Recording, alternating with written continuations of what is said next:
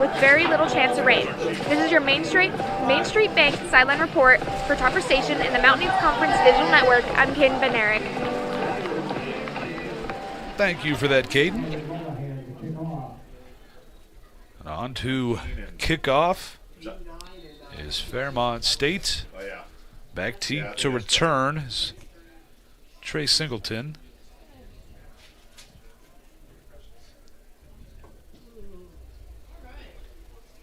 Connor Mollahan on the kick, bobbled by Singleton, gets up to the 20, gets a decent bit of blocking and up to the 25. But maybe 26. And that will be where the Toppers start this drive. Just let him go. Don't be stupid. The Topper offense will try to answer here. As I was sitting there trying to divvy out all the stats for the Hilltoppers throughout this game so far, that's when Leonard Farrow went off for a huge run. 75-yard rush. He now has 134 yards and a touchdown. On 7 carries. That's video game numbers. That sure is. That's Bo Jackson playing Super Tecmo Bowl. It's nearly 20 yards a rush. So Jackson, empty set, looks right side, back to his left, steps up in the pocket at a ton of time. Trey Singleton is going to make this catch. He is going to be just shy, or they will give him the first down. So this Topper offensive line gets a little overshadowed sometimes with these great skill position players, but Jackson had all day to throw that one. Yeah, we've talked about Jackson, his efficiency back here, but if those guys aren't blocking, they're chasing him out of the pocket. Designed run here. Jackson to keep this one, find some room up the middle. Great gain of about 9. They'll give him 8. And it'll be 2nd down and 2.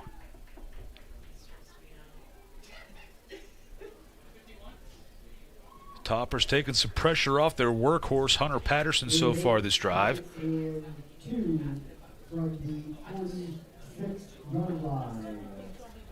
Looks like they're going to stay with the same personnel. Switch up the formation a little bit, though. Empty set this time.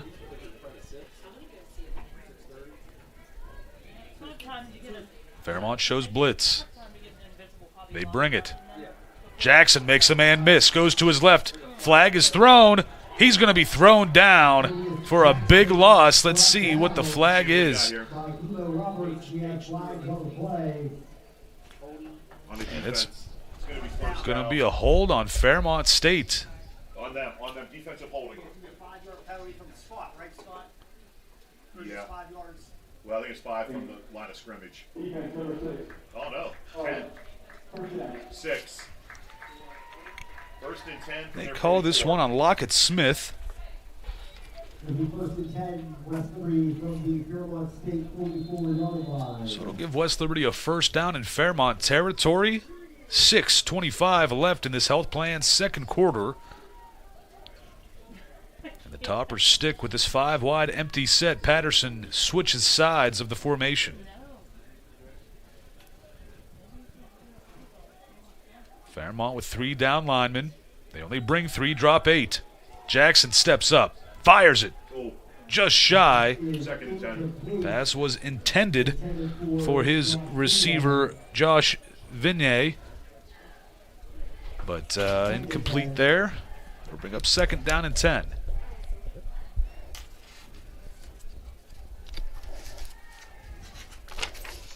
Singleton comes to the sideline, catches a breather, back into the ball game is Wes Houston, the big tight end.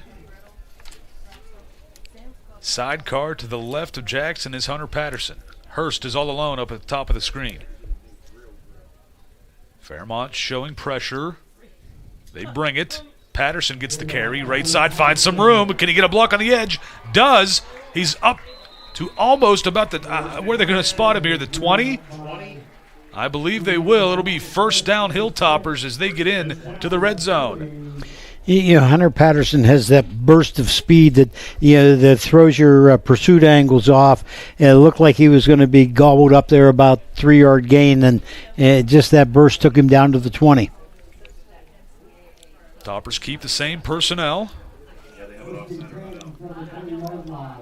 Houston still in there as the big blocking tight end.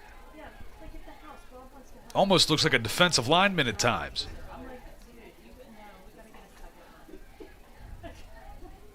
Play action. Jackson rolls to his right, has some room to run, decides to. Flag is thrown as Jackson gets pushed out of bounds. This one might be coming back. It's going to be a blindside block.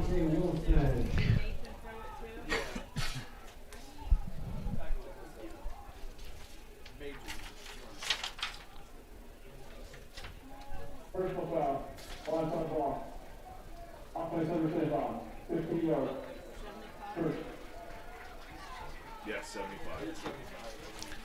And they do call the blindside block. They call it on Jeffrey McCoy, the junior from Pittsburgh, California.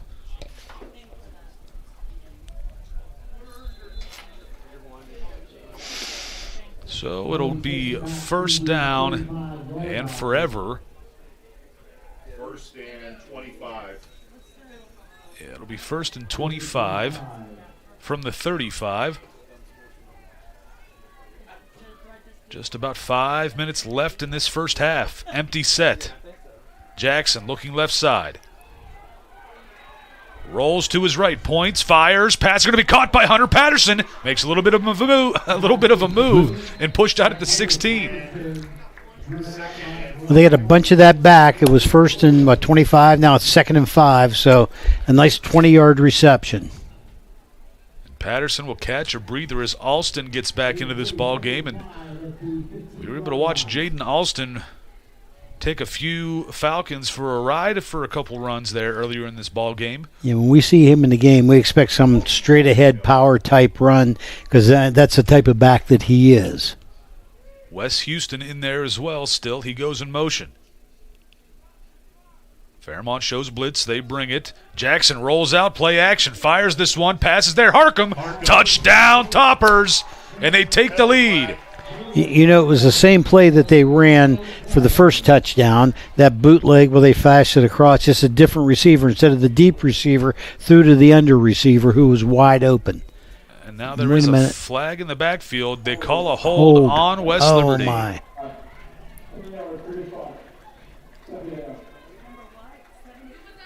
So push him back again. Take the touchdown off the board. I'd say. Second and 14. So it'll be second and 14. I believe Coach Wiley calls the timeout with 4:13 remaining in this half.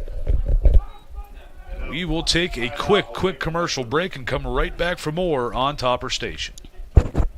Pinnacle Comprehensive Care and Apex Aesthetics, your locally owned medical practice dedicated to helping you heal and feel your best. From advanced care for acute and chronic wounds to treatments that help you look and feel better in your own skin. Whether it's skin tightening, microneedling, IV hydration, hormone replacement, or peptides targeted to manage weight loss, tissue repair, anti-aging, or increase muscle mass, our team is here for you. Call 304-905-6899 for your free consultation. Pinnacle Comprehensive Care and Apex Aesthetics. Heal, renew, energize.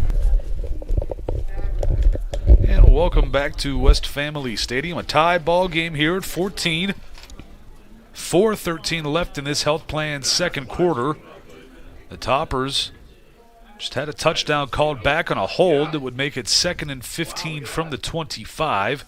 Who they play today, that JV team, Penn State? It'll be Antavius Jackson along with Hunter Patterson as his sidecar to the left. Wasn't that a late flag though? Like, we already scored, like we came down. Wes Houston in motion. Woohoo! Jackson going to hand this off to Patterson, and a big loss. Read extremely well by that Fairmont defense. Jeffrey Polk with the tackle. Third and, what's that, 21? Yeah, that was a delayed draw. He kind of rolled half and to the left and then handed to him coming back, and it was read perfectly. So 3rd and long, 3rd and 21. As the clock rolls to 3:45 left in the Health Plan's second quarter, almost the end of the half here, and a tie ball game. Jackson looking left side, steps up in the pocket, surveys. He's going to have to run with this one. Gets to about the 20, gets a block from Goulian. He's almost to the first down. He's very, very close. Are they going to give it to him? So 4th and 1 from the 11, a gain of 20. Decision time. You know, do you kick the field goal, go into the 3-point at halftime, or do you try to get your first down and get the touch? And it looks like they're going for it. Jackson, push a little bit here. I'm not sure. He has it. If the far guy's coming in, I think he has it. And West Liberty's pointing first down. Fairmont is pointing for first down the other direction. Somewhere, Sarah. And it doesn't matter which way they point. That guy with the white hat, too, we got to concern ourselves with. Thinks it's theirs. And we're going to measure here. He'll bring the sticks out. And from the looks of that, I have a hard time believing he didn't get it. But when he's getting pushed from Hunter Patterson and the likes from behind. Yeah. I thought he had more than 10.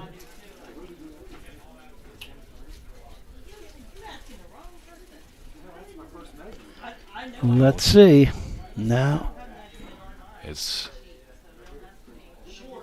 is going to be short. Fairmont State gets their own defensive stand and keeps this a tie ball game with 3 minutes left in the half.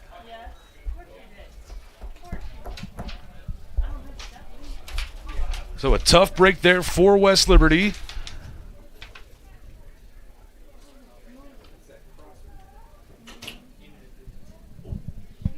And Fairmont State gets their offense back out onto the field.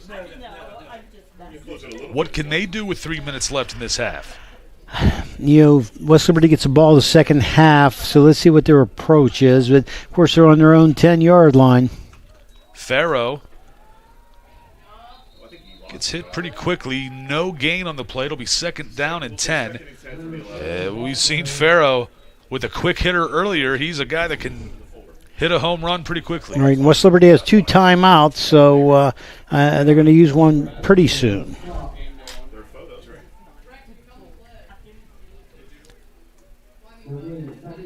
Toppers crowd the line of scrimmage with their defense. They back off here. Pass is going to be thrown incomplete, so the clock will stop, and it'll be 3rd down and 10.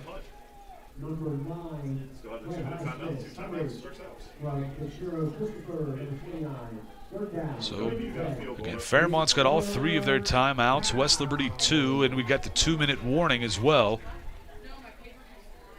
So a lot more time than people think left in this half. Trips to the left side. Man goes in motion. Marzullo looking, fires this pass, almost tipped. It's going to be caught for the first down though, and still moving. Here comes the Fairmont receiver. That is Winston Page. Makes a huge play to get them out of the shadows of their own field goal posts. They're probably trying to get a play off before the 2-minute timeout. Same formation. Marzullo is going to keep it himself. Shimp is there along with Grant. Oh, that ball was loose. I think they called him down.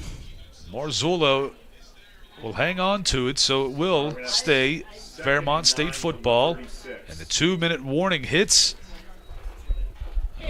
We've got our sideline reporter, brought to you by Main Street Bank, Caden Bednair. Caden, take it away.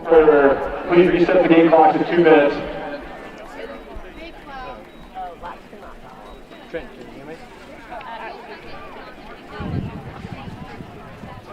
The Panhandle Cleaning and Restoration question of the game is which former Hilltopper became the school's first 2-time All-American? This is your Main Street Bank sideline report. For Topper Station and the Mountain East Conference Digital Network, I'm Caden Bednarik.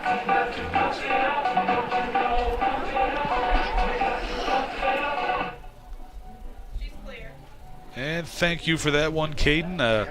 the first two-time All-American. We'll find out the answer later in the game, so I think Coach knows he's going to keep it to himself for now until we get to that answer portion of this. Again, get your answers in there with the QR code, and by the end of basketball season, you might get a couple of free passes to the Mountain East Conference basketball tournament at West Banco Arena.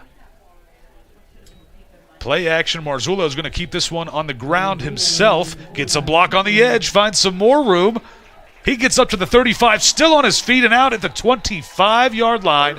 A huge run for the Fairmont quarterback. All the way to the 25, first and 10, 25. Designed run. I think they just wanted to keep the ball in his hands, bring all action away from it, and he got good speed to the outside.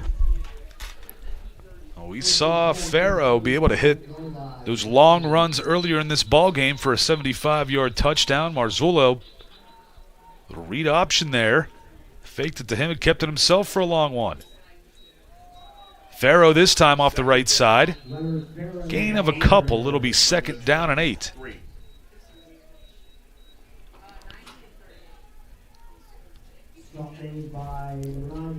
About 95 seconds remaining in this first half.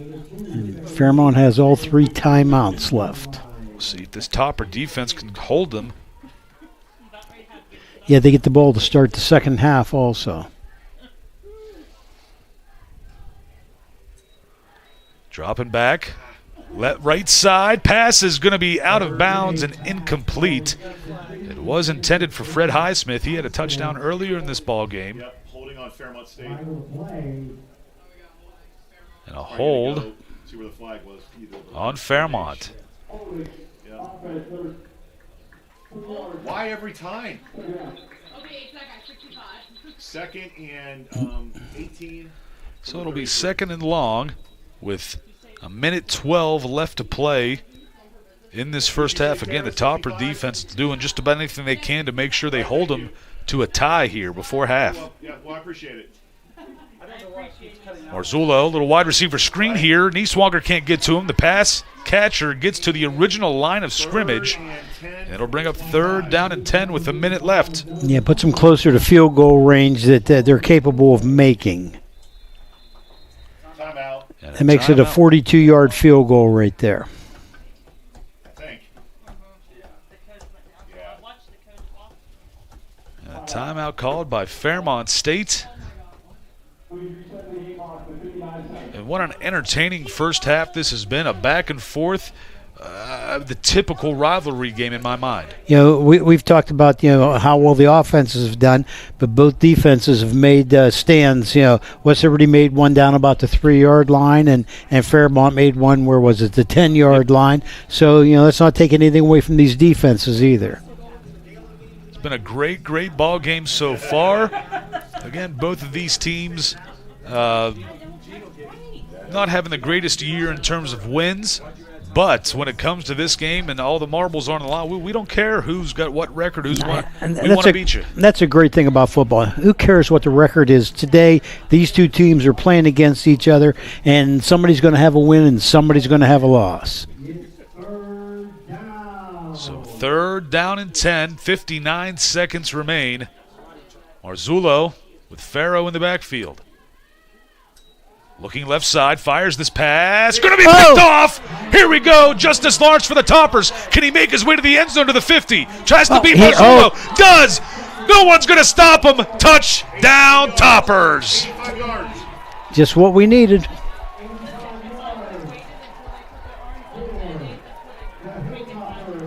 You can't throw late to the flat. Bob Rowe used to call that 86 return, because every time we threw there, somebody had intercepted and run it back. So the Toppers take a 6-point lead, 20-14, with 46 seconds remaining in this opening half. Justice Lawrence has set this Topper crowd, and quite the roar from everybody down below us. Williamson on for the extra point.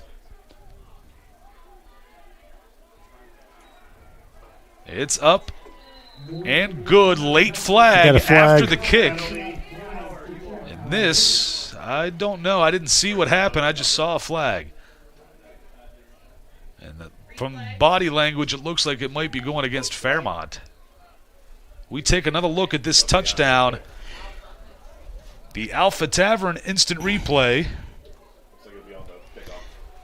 Yeah, when you're throwing that out route from clear across the field, that's a tough throw. You better have a good, strong arm to get the football there. And a nice move here to get Marzullo a little crossed up. Yep. Allen Iverson a little bit, and off to the races he went. Toppers take a 21-14 lead. And we will take a quick break and come back for the kickoff after this on Topper Station.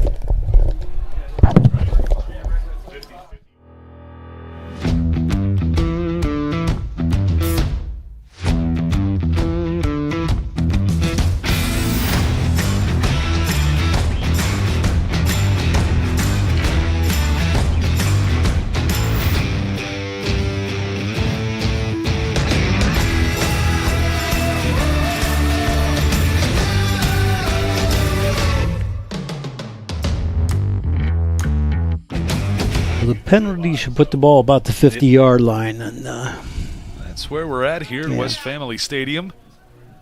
After the personal foul on Fairmont State, after the extra point, will push this kickoff to about the 50-yard line. They chose to take the penalty yardage there. Noah Hiles, he was booting this one through the back of the end zone before. He might put this one into left field of the softball field.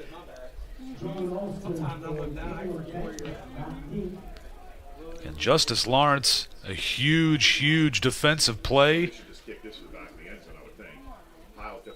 Coach Monterosa very happy about that one. We know last week Toppers had an interception by Jonas McGraw that looked like it was going to go to the house, but an inadvertent whistle forced that one to just be a Topper turnover and take possession where the pass was intercepted.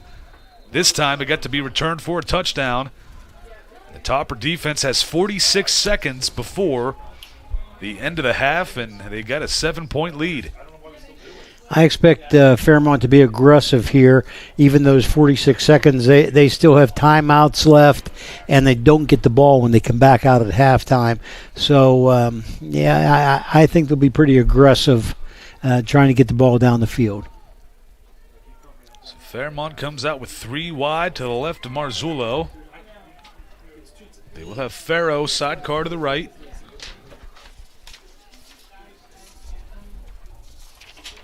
Farrow goes in motion. Little running back screen here. Little swing pass. A helmet ripped off by the defender. A late flag. And in my mind, it's got to be on Alston, the number 7, the receiver for Fairmont State, for ripping the helmet off of Justice Lawrence, but you never know.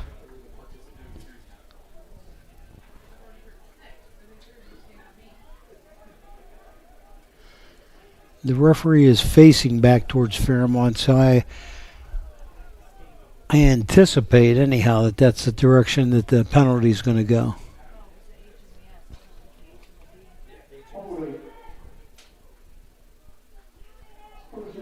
And it will be a holding on Fairmont State. Hold on, let me see if I can see it out here. So it's going to be about 1st and 8.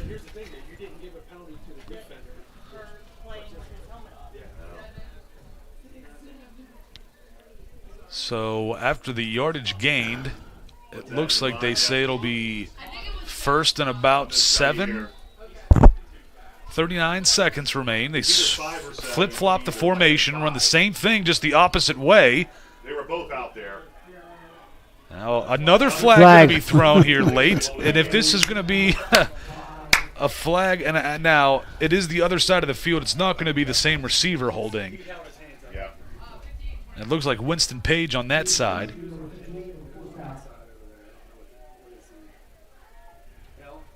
And it will be a hold on Fairmont State once again.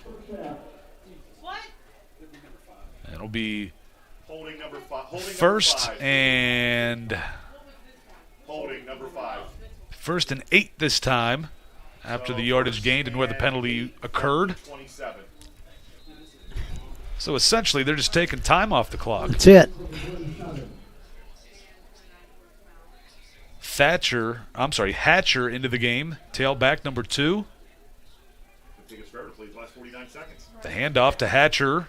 He's running with 2 toppers, maybe 3 hanging on to him. 2 from the 34. That'll bring up 2nd down and 2. Clock rolling, 15 seconds. Down to 10. Rolling to his left. Wants to go downfield and just throws this one out of bounds. Incomplete. 3rd down and 2 coming up with 3 seconds remaining. Marzullo and company will wonder, this last play, just kneel down or go for it. Or run play, hoping they can break something, but I don't anticipate they're going to throw the ball down the field. Yeah, the half should be over. Hatcher going to take this handoff up the middle, finds some room, tries to make some people miss, does, but eventually the Toppers get there. Come on, blow the whistle. The whistle is blown, and the half will be over. And now some late. Guys, go to the sideline. And everyone is walking away. And that will be the end of the first half. 21-14 is the lead for the Toppers. And what a crazy first half it was. Sure was. A great offensive half. We saw a couple of defensive stances. The pick 6 here. We've had quite a football game, and West Liberty gets the ball to start the second half. We're going to start our day and night heating and cooling halftime show here in just a second. We've got our student sideline reporter with our halftime question for Coach Wiley, but we're going to have to wait a second here for Fairmont to get off the field first, and West Liberty will, and I think we're getting things set up here, and again, a great first half for both of these teams, and we've got Caden and Coach Wiley. Caden, take it away.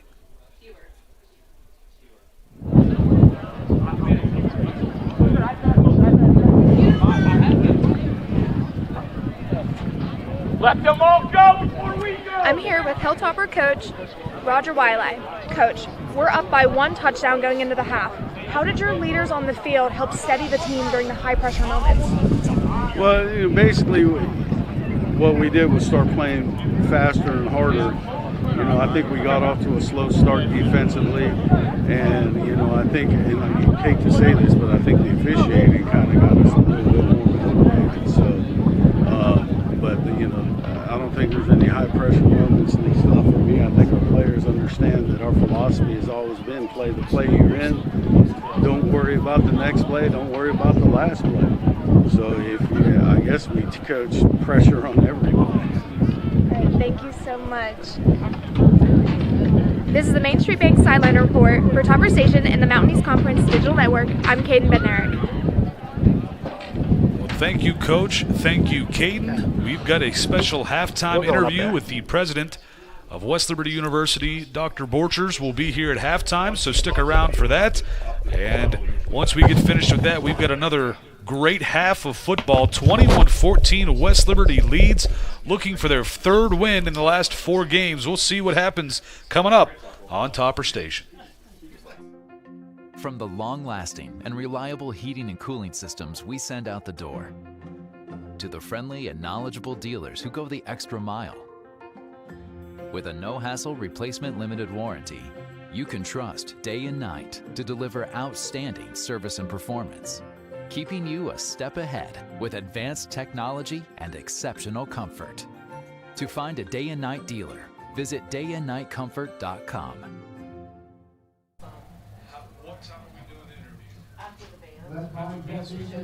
By drum major Bailey Beckett, the Marching Hilltoppers are excited to present Who Runs the World, performing their mashup Honor the Woman by Ariana Grande and Britney Spears Toxic, here for your 2025 Marching Hilltoppers.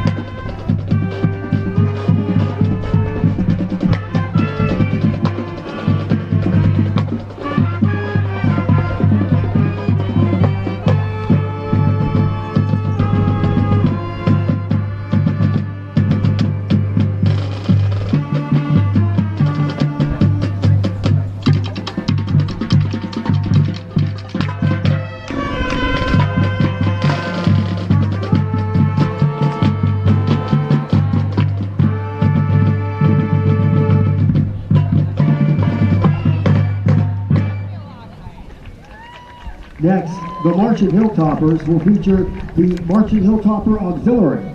Sit back, relax, and enjoy Taylor Swift's The Smallest Man Who Ever Lived and Miley Cyrus's Wrecking Ball.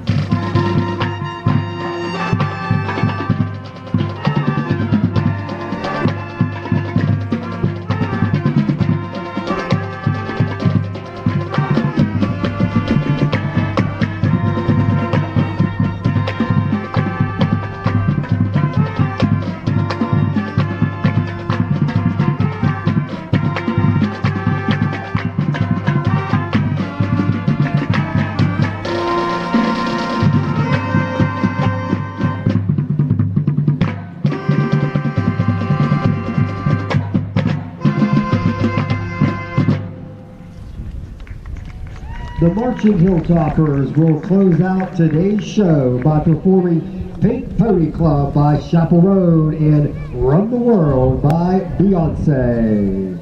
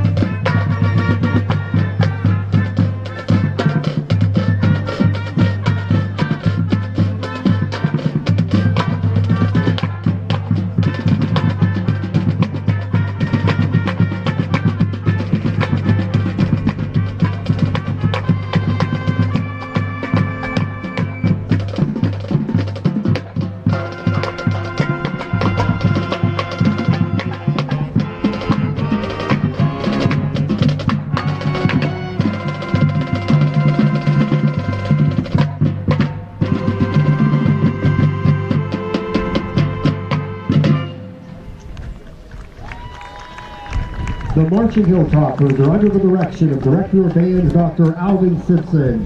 Additional staff include color guard instructor Sir Tavian Harris, drill designer and music arranger Mr. Gary Backlund, and percussion arranger Nick Rydmiller. Welcome back to the Hilltop. Welcome home to West Liberty University. For more than 180 years, this hilltop has been a place of promise, purpose, and pride. We have been a catalyst for learning and opportunity in the Ohio Valley, a place where students become leaders. Today, we're building on that tradition. We aspire to be the partner of choice for delivering a transformational education, one that's based on hands-on learning and that makes a real impact in our community. And with your support, we've got the momentum to reach that goal. In a time when higher education is facing significant challenges, West Liberty is stepping up with programs that advance social mobility, foster community partnerships, and prepare graduates for meaningful, impactful careers right here in the Ohio Valley. West Liberty is a place of opportunity for students from every background. To meet their needs, we've expanded the Student Success Center and added new technology to help students stay on track. And with caring faculty and staff who provide personalized support, our students are able to achieve their goals. Because of our strong retention and graduation rates, WLU has been recognized by U.S. News and World Report for providing high levels of social mobility and economic opportunity. This year, we're proud to be ranked number 4 for social mobility among public universities in the South, up a notch from last year. And thanks to generous donors, we've launched new scholarships in education, financial planning, and business, opening doors for even more Hilltoppers. The impact of West Liberty reaches far beyond our hilltop. Through academic programs that support workforce development and service learning that benefits our neighbors, Hilltoppers are making a difference throughout the Ohio Valley. Last year, we launched the Aviation Pilot Training Program in partnership with Marshall University, preparing tomorrow's pilots and giving a boost to the local economy. With more than 20 students already enrolled, we'll soon be graduating pilots ready to meet critical workforce needs. I see my time here at West Liberty shaping my career as a future aviator in a lot of different ways. I think it's challenging me to be a better thinker, to put myself in uncomfortable situations, and to express my interests more fully. I never thought I would get this opportunity going into college, and I'm very happy for it. I would like to say to the West family that thank you so much, and we as a class are extremely thankful for what the donation is doing for us. We have a simulator coming and a lounge being built at campus, and we're all very excited for what's to come.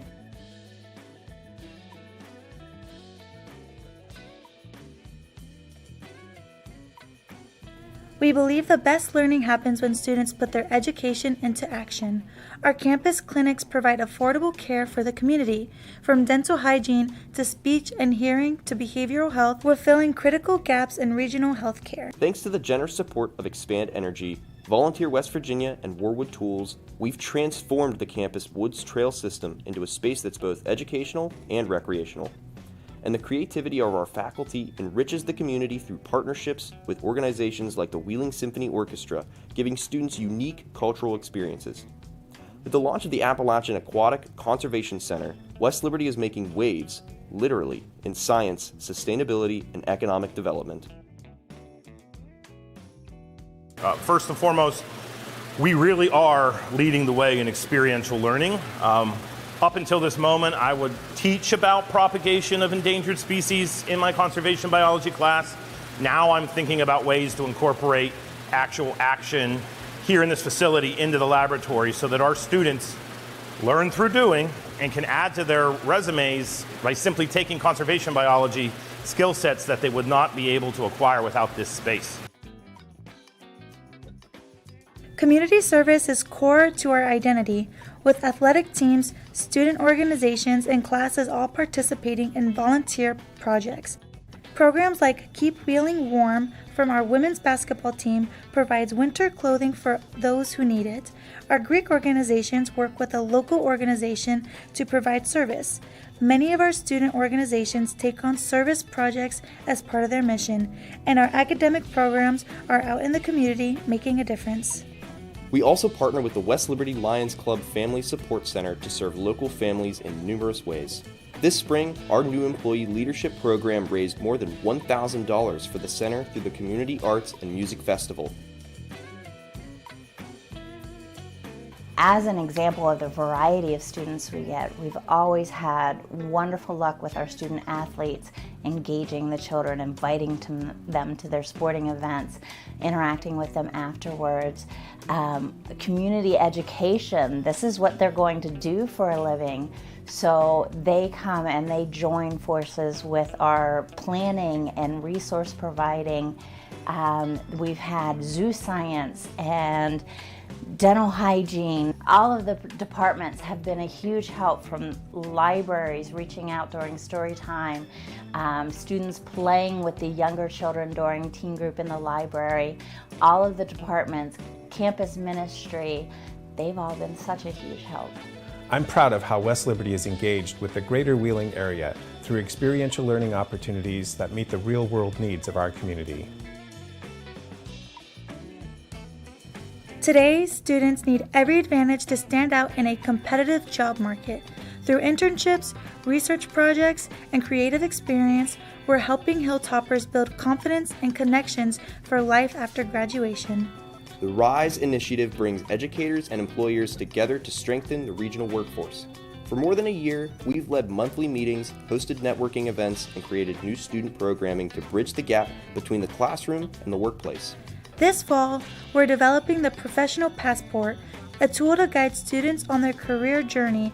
Along with micro-credentials, it ensures every Hilltopper leaves with more than a degree. They'll graduate prepared, polished, and full of purpose. I've enjoyed meeting alumni from across the country, each with a unique and heartfelt story about their time on the Hilltop. Your story is part of our story. Your gifts, your mentorship, your belief in what we do. These drive our momentum forward. Thanks to the generosity of donors, the Aspire Fund supports exceptional learning opportunities, like helping students travel to Japan and New York for unforgettable experiences. Together, we can shape what's next for West Liberty University and the Greater Ohio Valley. Thank you for your continued support. For generations, the Hilltop has been a place of opportunity and hope. Together, we've built programs that give students hands-on learning experiences and bring lasting benefits to the Ohio Valley. From the Hilltop, we rise together. For the Valley, we build brighter futures.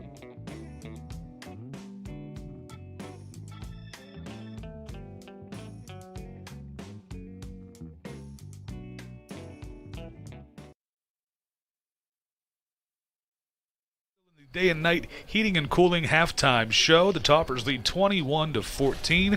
We've got our special halftime interview with the president of West Liberty University, Dr. Tim Borchers. Dr. Borchers, welcome back. Thanks. Great to be here. It's always fun having you in the booth. I guess I can say it now. You've been president here long enough, and other presidents have been gone long enough. I'm not worried about it. You're one of my friends. I've been up here for about a decade or so. You're one of my favorite people to talk to in these interviews. Thank you. It's always good to share the good news about West Liberty with the people watching. Well, it's crazy. It's already November 1st. We kind of alluded to that earlier in this broadcast. This year is moving so quickly. It's unbelievable. How's the year been so far? Well, it's been good. Like you say, it's moving pretty quickly. We've got a lot of new initiatives underway, and homecoming was last weekend, and we opened the Appalachian Aquatic Conservation Center. We've opened our campus trails. As I look out on the football field just beyond there, we've got 2 miles of trails that we've opened up, and just lots of good things happening this semester. That actually sounds like a good bit of fun. Today is a pretty nice day, not too hot, not too cold. A nice little walk would be pretty good for this afternoon. A lot of great programs get started here at West Liberty, too. A lot of new things have been started in the past. What are some of the new things nowadays? Well, academically, we're in our second year with the aviation program, so that is a great partnership we have with Marshall University. We've launched online programs in criminal justice and psychology, so now you can complete those programs completely online. We've got some new MBA options that we're coming out with for the next semester in accounting, marketing, and project management. So really excited to have those programs online. My family would have loved the accounting part of it. They all did that kind of stuff. I can't do numbers, so I'm not there. We talked about the trails out there. I heard archery is coming out for West Liberty University. I know there's a lot of hunters around here as well. Could use those trails as some of the things they learned for archery up here as well. Well, probably not archery out on the trails, but yeah, we were excited this week to announce that we will be having an archery program here next year, so students can continue competing in archery. Hugely popular in Ohio County schools, Marshall County schools, and so we're really happy to be able to bring that opportunity here as well. And my nephew was involved with the youth side of that when he was in grade school. Got out of it now. He's more into the band kind of thing. There's also some stuff going on. Again, we had Alumni Week and Homecoming, a lot of great stuff. What other some alumni events coming up? Well, we're planning next for an event over at Washington, PA at the casino on Thursday, November 20th from 6 to 9 p.m. So invite all the alums in the Pittsburgh area, the Wheeling area, the Washington area. Come on out. We'll have a good time at the casino, get reconnected with each other. We'll share some updates from the university, and you should be able to find that on the Alumni Affairs website at the university. Are there any other events coming up on campus, off campus for students or alumni? Well, we'll be also getting out to Atlanta, Florida this year for some alumni reunions, over to Columbus, Washington, D.C. On campus, this is the best time of the year because now we've got the crossover of fall sports and winter sports, so pretty soon there'll be all kinds of activities going on. As always, we have our music and art activities. The theater will have another production yet this fall, so there's always something to do on the hilltop. There absolutely is. There's always some kind of fun. I know my early days of doing news broadcasts as a student here with the theater department, getting my face painted as we did a news story. A lot of great things kids can learn here. I know we've got broadcast students right now doing their own broadcast up on top just to get practice and get play-by-play opportunities and things of that nature. So there are opportunities abound here at West Liberty University. Yeah, I was on with them before the halftime, and great example. I mean, we really pride ourselves on experiential learning here, and so students being able to call a game as first-year students here on campus, great opportunity for them to develop their skills and to really be able to be prepared for when they go into the workforce. Well, Dr. Borchers, unfortunately, we're about out of time. The clock on the scoreboard's telling me the halftime's about to end. I wish we had more time to speak, but we'll have plenty of other halftimes throughout the year to speak as well. Of course. Always happy to talk to you. Well, folks, stick around. We will be right back after a short commercial break. The second half is coming up. Toppers up 21-14. We'll be right back on Topper Station. From the long-lasting and reliable heating and cooling systems we send out the door, to the friendly and knowledgeable dealers who go the extra mile. With a no-hassle replacement limited warranty, you can trust day and night to deliver outstanding service and performance, keeping you a step ahead with advanced technology and exceptional comfort. To find a day and night dealer, visit dayandnightcomfort.com. And welcome back to West Family Stadium. 21-14 is the score. Toppers lead it as Fairmont State getting ready to kick off here. As we are about to begin the Belmont Savings Bank third quarter. We take a look at some of the halftime stats here. Passing yardage in favor of Fairmont State, 133 to 105. Same with rushing yardage, 220 to 168. First downs also in favor of Fairmont. Everything but the turnovers and the score are in Fairmont's favor, but there's a flag coming up, I'm assuming, on the Toppers as Singleton gets a decent gain, and I think West Liberty wanted a flag for a hit out of bounds. Probably not going to get that, and this game is continuing to get a little bit more chippy as it goes on. Yeah, absolutely. Right here in front of the sidelines, you could see some jawing going on. But, everybody got them separated, and then back, let's play some football. So we'll get this sorted out. It will be, I believe, a block in the back. 37.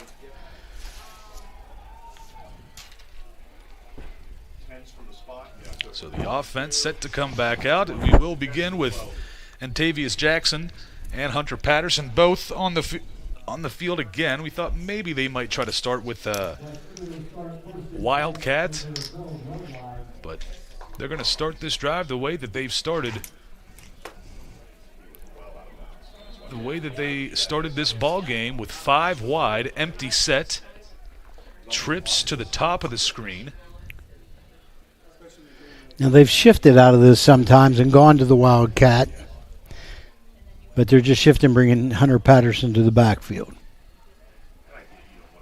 Fairmont running that 3-3-5 defense. Patterson trying to find somewhere to go up the middle. Does.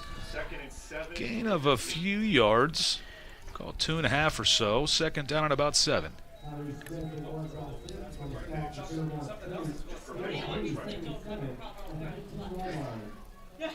West Liberty will stick with that same formation, same personnel.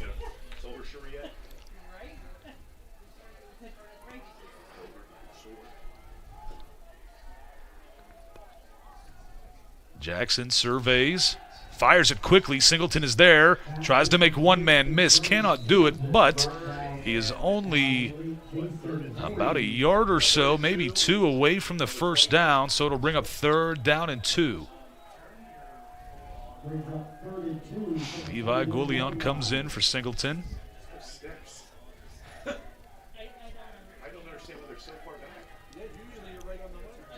Coach will give this a minute here, let this play go, but talk about this Fairmont West Liberty rivalry. You know about it well. You played in it back in the day. Also, your coach coached it for quite a while. We'll talk about Bob Rowe here in a second. Patterson going to fake it, going to keep it with Jackson. He's got room to run to the 35-40. Finally going to be brought down as he crosses the 45. First down, Toppers. Everybody in the stands, including me, expected Hunter Patterson to get the football. So I like the call. He flashed it, and everybody went to Hunter Patterson, and Tavius Jackson shows what he can do. Boy, they did. They faked out everyone in this stadium, myself included. Big West Houston, the tight end, back out there. Empty set once again. And they switch to the Wildcat formation. Patterson back to take the snap. Running left. Houston trying to find somebody to block, but it is Patterson finding a seam and gets a gain of 8. It'll bring up 2nd down and 2. Yeah, he's got good vision. He's trying to get to the perimeter, and that defense is riding it out and stretching it. And as soon as he sees that gap, he gets his shoulders turned, and he gets north or whatever direction that is. We coaches always call it north when it's the right direction. Jackson's out wide. So now we've got Wildcat again. Run to the wide side of the field. Tavo that's still West Houston. Little pull action there. Good job. Gets the first down and more. As the Fairmont defender kind of helped Patterson keep his feet and continue on moving. That was Samir DeShields. Boy, another score here would be nice. Get a little bit of separation, put them in a chase mode, get a little bit of a comfort zone. So it'll be Jackson back in the shotgun. Hurst, the receiver, tight to the line of scrimmage. Play action. Jackson rolling to his right, sees a man. Pass is going to be caught by Hurst. He has enough for the first down and a few more Fairmont player collided with someone on the Fairmont sideline, but it looks like everybody's okay. Everybody's up, and no one's injured. Good. Yeah, bootleg, that play's been very good. They've run it 3 times tonight with great success. 2 touchdowns, one of them being called back, and then gets a big first down here. So Hurst, after getting the first down and more and pushed out of bounds, he was saved from getting caught up in the wash of the sideline over there, but he comes off, catches a breather after making a great play. Houston goes in motion. Patterson gets the carry left side. Gets hit immediately on the edge. He's going to be brought down. 2nd down. Far. Karen Waddies trying to rip that ball out. 2nd and 11 for the 23. He's from Maryland, but it states he went to Urbana previously, and that's a school that was a former Mountain East Conference school, no longer exists. And every broadcast we did, whether it was football or basketball, I always thought to Little Giants. And I was wrong the whole time. I mentioned it every game. The Little Giants was set. I thought it was Urbana, Ohio. It's Urbania when I went back and watched it again. So my mind lied to me even more. Jackson looking right side. Steps up. Goes to the left. He's got some room to run. Gets pushed out of bounds. And it's going to be a gain of about 6. It'll be 3rd down and 5.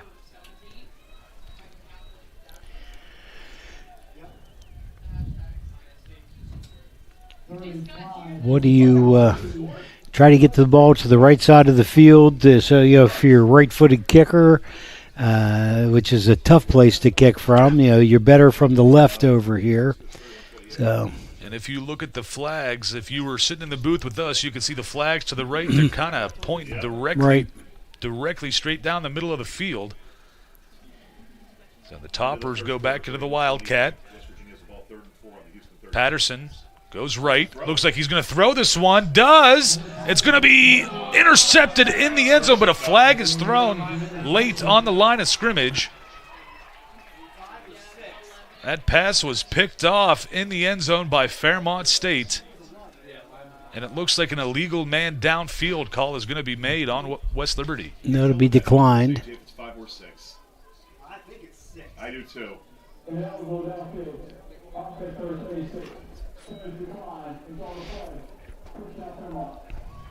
So Hunter Patterson throws the interception. It looked like he was a little unsure of himself and still let it go. And the receiver looked like he had his back turned. Yeah, yes, he did. They're attempting. They've been running the ball every time out of the Wildcat, and probably took a shot with Hunter throwing it. So 1st and 10 from the 20-yard line after the touchback. Marzullo gets set with those 2 tight end sets that we've seen earlier in that first half. Farrow takes the carry right side. He's got all the room to run. No one's going to catch him. He's on his way to the end zone. Fairmont State's going to get this to be a 1-point ball game, their first play of the second half. Yeah, we've seen 2 long runs from him, both on that inside zone play. He gets into that linebacker area, and he's so shifty, you can't get a hand on him. And once he gets to the secondary, outrunning everybody on the field. Quick strike ability of Fairmont State on the ground or through the air. They get the interception to stop the West Liberty drive and answer immediately to tie this one up if they can make this extra point. And it is up and good. They do. 21 apiece, 9:16 remaining in this Belmont Savings Bank third quarter. We will take the break and come right back on Topper Station.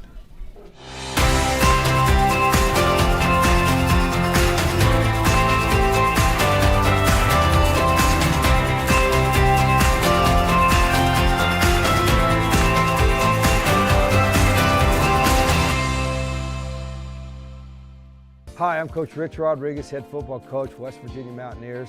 I make a lot of decisions as a head coach. You make a lot of decisions in life. If disaster ever strikes your home or business, make the right call and call Panhandle Cleaning and Restoration. I know these folks. They're great to work with. They're outstanding. They've served for over 50 years in the Mountain State. They'll treat you right. If you ever have a disaster, if you ever need something fixed, call Panhandle Cleaning and Restoration. That's the team the Mountaineers will call. We take one more look at this touchdown run, the Alpha Tavern instant replay. Run inside zone and gets into the secondary. He's got so much foot speed, it no longer becomes a race. Now, Leonard Farrow, the 5'10", 195-pound junior from Oak Hill, West Virginia, or from Mount Hope, West Virginia, went to Oak Hill.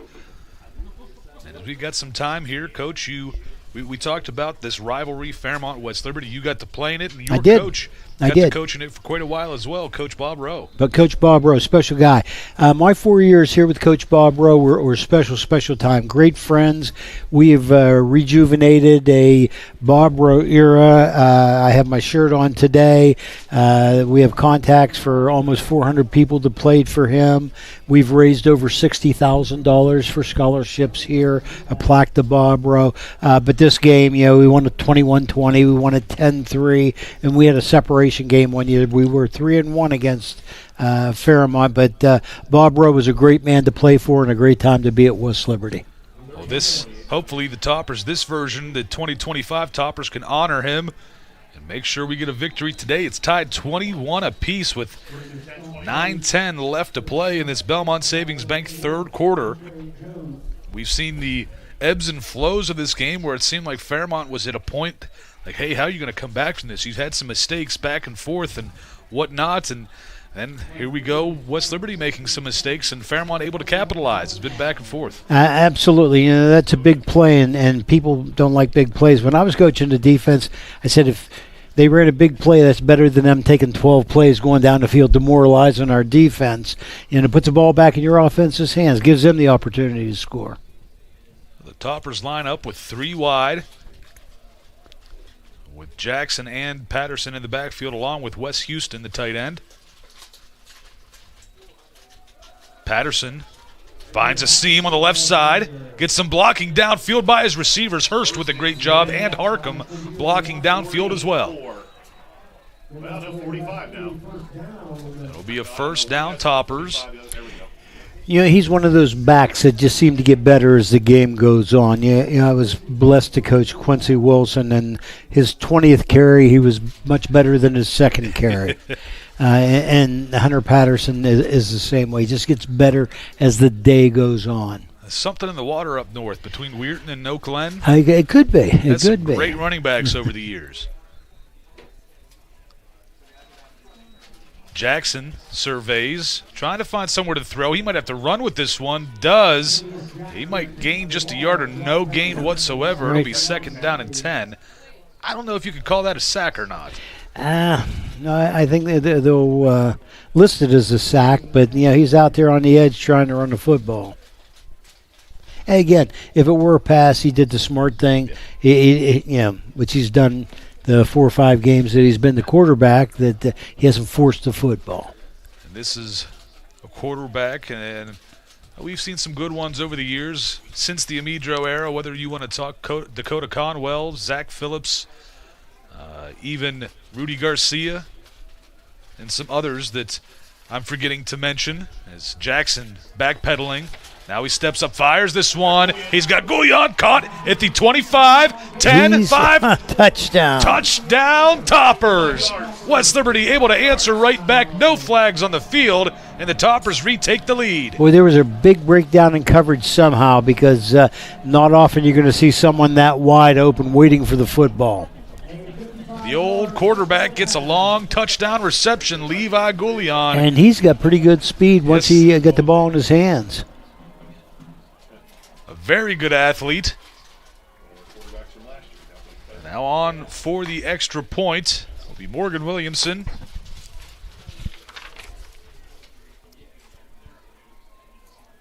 As the Toppers try to take a 7-point lead. Good snap. The hold is good. Kick good as well.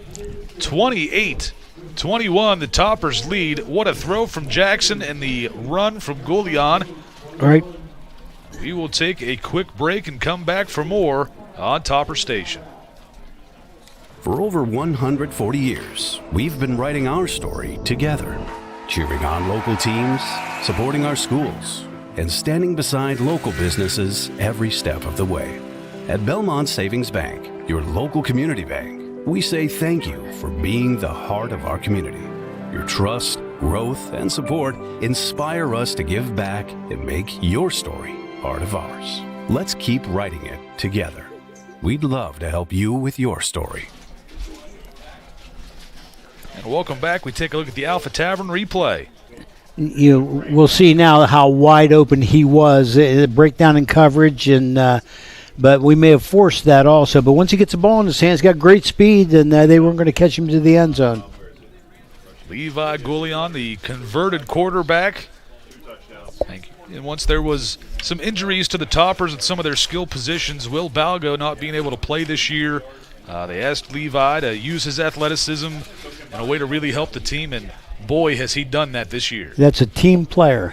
Not many guys are ready to come from quarterback to that tight receiver position, and he's just done an outstanding job, very unselfish.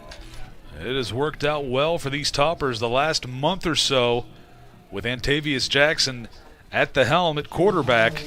He has played mistake-free football for the most part,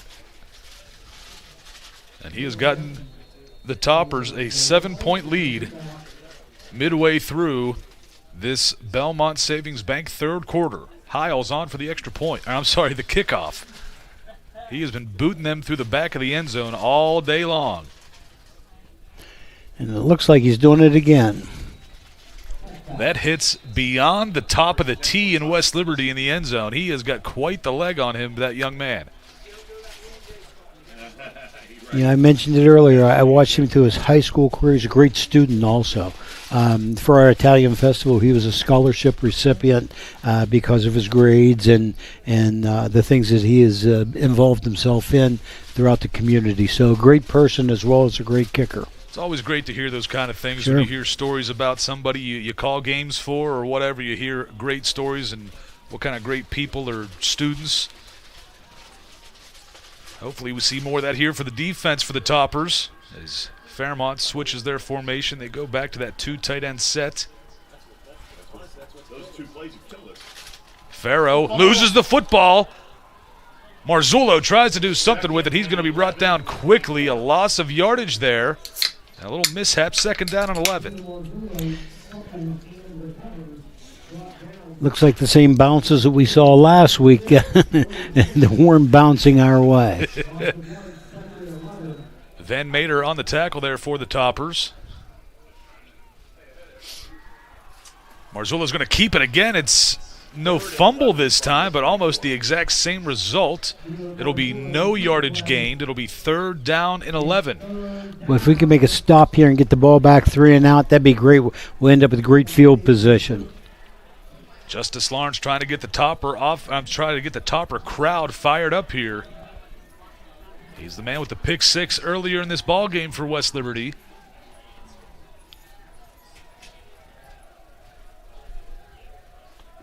Marzullo looking to take the snap. Looking down the middle of the field, steps up, finds his receiver, going to be hit and brought down by Nolan Shimp. A loss of yardage. It'll be 4th down. So we wanted 3 and out. This Topper defense does its job. Coach Monteroso happy and out to the numbers on the field, fired up. There you go, defense. Got her. Yeah. Back deep to return for the Toppers. Trying to get a number. Can't really see it. He folds his jersey up. Remember we said these were going to be easy, AJ? Good punt. Caught at about the 35. Finds some room. Tries to make a man miss. He's going to be brought down after a gain of about 5. It'll be 1st and 10 for the Topper offense. Good field position. You know, you start at the 40-yard line. You're a little bit of a comfort zone. You're not backed up in your own area. Your play calling is completely different from the 40 than it is, say, from your own 10. And the man on that return was Michael Graham, a 5'9" freshman receiver from Bel Air, Maryland. Let's show off his skills a little bit there in a big game against a huge rival in his freshman season. Jackson and Patterson into the backfield again, twins to each side.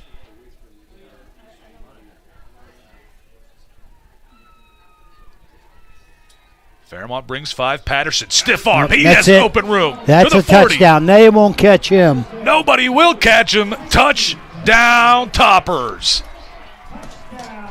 Now there's that 2-score lead that we've been looking for. 5 minutes to go in the third. A lot of football in front of us, so don't get too comfortable. But you get a 2-score lead. It's a little easier to breathe. 34-21, West Liberty leads, awaiting the extra point. Hunter Patterson doing it again this week. Well, if you like the running game, this has been a good game to watch. Both teams, the backs have had good runs, long runs. So we've seen a lot of good things out of the running game. Morgan Williamson on for the extra point.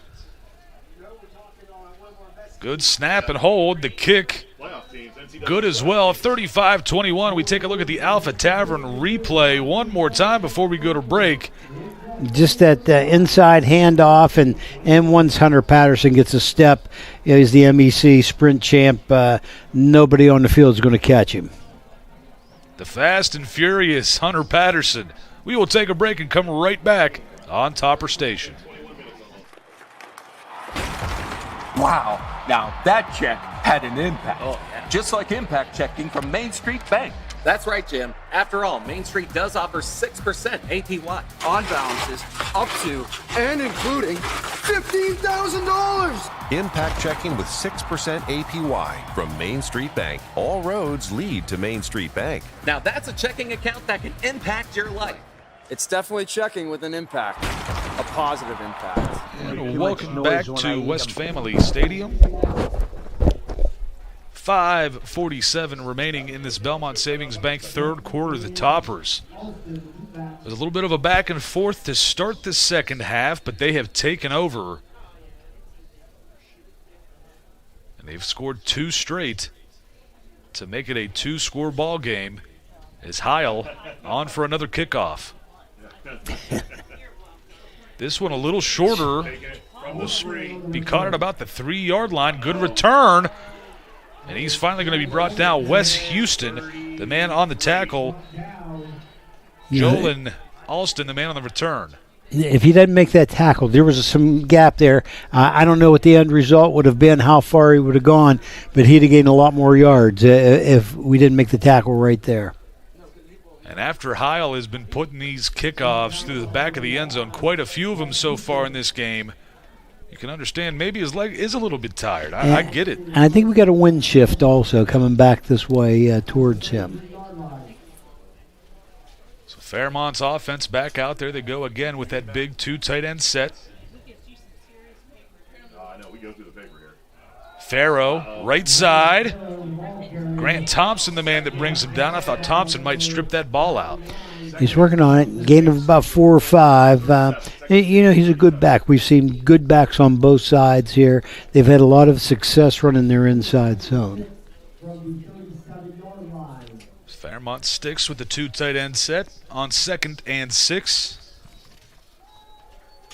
Marzullo keeps it. Pass is off the fingertips of Driscoll. But there is a flag on the opposite side of the field. But Driscoll has had a couple attempts. He had that touchdown earlier, a big gain, not touchdown, a huge gain earlier on that first drive. Looks like it's on us. The way he was pointing, the way he's standing, I thought he was going to march. They're talking to Coach Wiley as the white hat.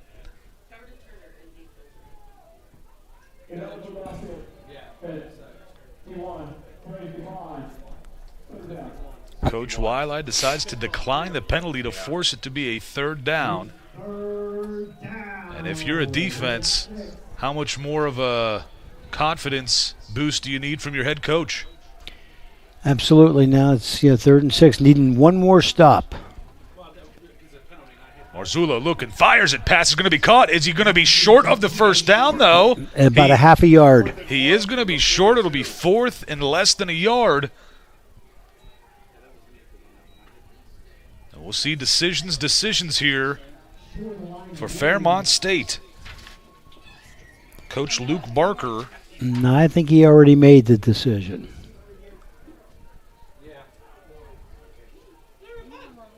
They will try to go for this one. They are at the 42.5-yard line, need to get to the 43.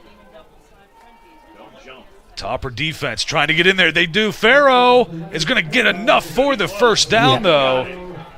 They got it by about a yard. It was very close to begin with, but a second effort got him the 1st down. Darn it. It's a pretty good effort, but. So 4:10 left to play in the Belmont Savings Bank third quarter. Toppers lead at 35-21. It's 1st and 10 for Fairmont State. Yeah. Marzullo keeps it, lobs it over. Pass is going to be caught. Can't make the tackle. Still, he's got a blocker up ahead as well to the 30, 25-20. Finally, Justice Lawrence pushes the man out of bounds on that reception. Joey Ramsey. They're setting those 2 big tight ends in. They're bringing them inside, with the run game. Then they're taking them back outside, faking the run game, and both of them are wide open in the flat area. That looked like the exact play that they just missed Driscoll on. Correct. Not long before that.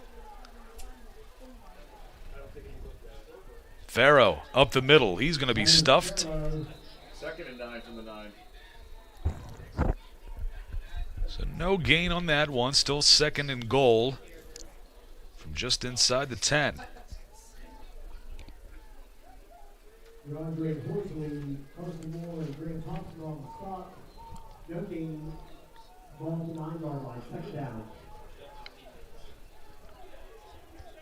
Marzullo sets things up.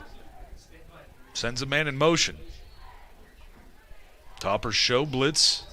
Pass. Driscoll once again off his hands and incomplete. That one not an easiest catch to make, but one you got to think you got to have.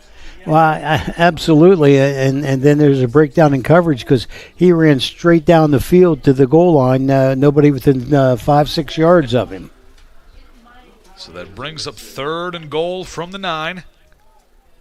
6-5. And missed opportunities there for Fairmont's offense. Farrow in motion. Marzullo fires to the end zone. Pass is going to be caught for the touchdown. Incredible catch for Fred Highsmith. Yep.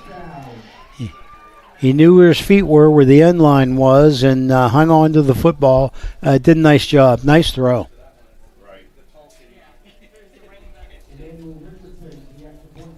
What an offensive back and forth this game has been. Very entertaining. Kind of reminds you last year, the 36-35 thriller in Fairmont.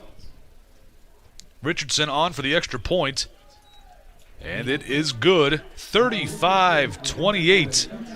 2:45 left to play in this Belmont Savings Bank 3rd quarter. We will take a quick break and come right back for more on Topper Station. For over 4 decades, the health plan has been rooted in your community and the state of West Virginia. A steady part of your family and your business. We're here for you with health services designed to manage and improve your well-being. The health plan is powered by a team of dedicated healthcare professionals and trusted local partners. Because your health deserves more than just coverage. It deserves commitment. The health plan. Here for you.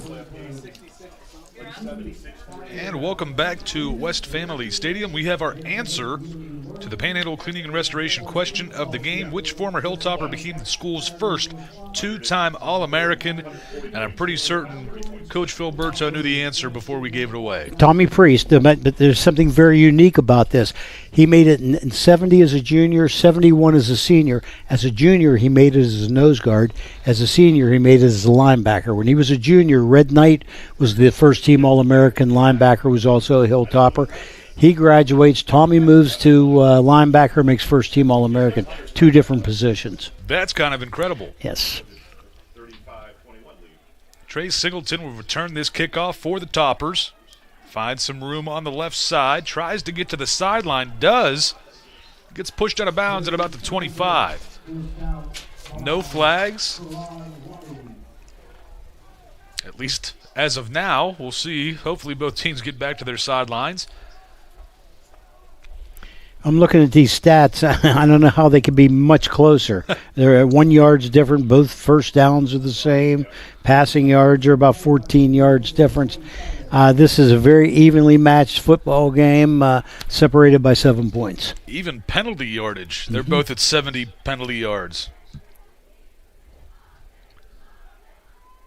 Now Jackson and Patterson into the backfield. They go twins to the top of the screen. I guess you could say trips with Wes Houston. I got to assume he's going to be in motion. Here he comes. Patterson takes this, gets a good lead block from Houston. Trying to get back up the field, crosses. Jackson tries to throw a block. Hunter Patterson still on his feet. Gets the first down and more. Finally pushed out of bounds, but not before gaining about 20 yards. And is there an injured Falcon on the sideline when sliding in there? I think he's all right. He's back out. Yeah, that changed the direction. A lot of times you kind of hold your breath because it doesn't always. He did a great job there, gained 20 yards.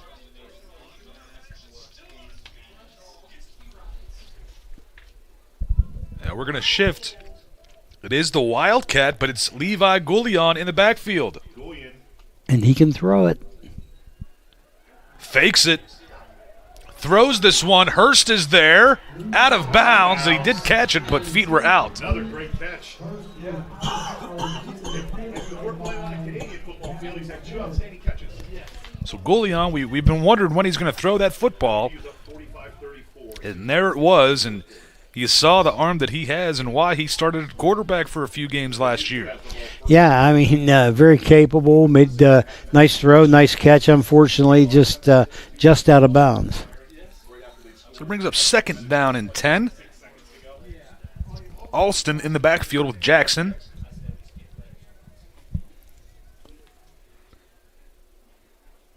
Fairmont crowding that line of scrimmage. They back off here. Flag is thrown. 2nd and 15. And delay of game.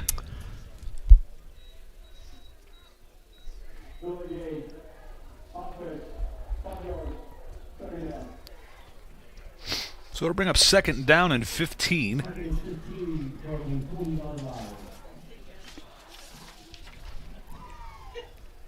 Caleb Ratcliffe back into the game for the Toppers, number 88. I believe he was injured somewhat early on in the season. It is good to see him back. He had some moments last year when Will Balgo got injured, and he had to fill in for Will last season. He did very well for himself. It's good to see him healthy. Jackson feels the pressure from the right side. Pass is going to be caught by Harcum. Can he get to the first down? He does, and he is brought down 2 yards beyond that first down marker. Nice throw, nice catch. Move the sticks. Keep them moving. New set of downs. Hunter Patterson back in. 85 seconds left in this Belmont Savings Bank third quarter with the Toppers leading 35-28. Trips bunched up on the left side for Jackson. Hand off to Patterson, right side. Gets the block. It's a good gain of about 5. It'll bring up 2nd down and 5. From the 38. Brought down by Tyler Smith and Devontae Wilson. Less than a minute remaining on a rolling clock here in the third. 2nd and 5 from the 38-yard line.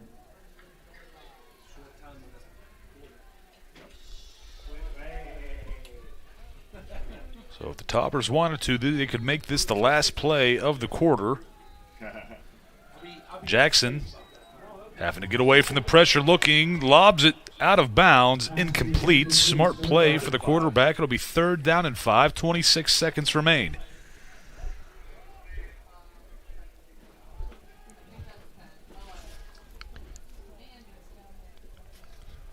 Josh Vignier back into the game for Trey Singleton.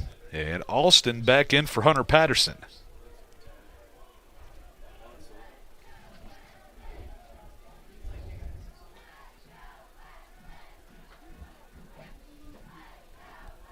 Jackson gets to the line, twins to each side.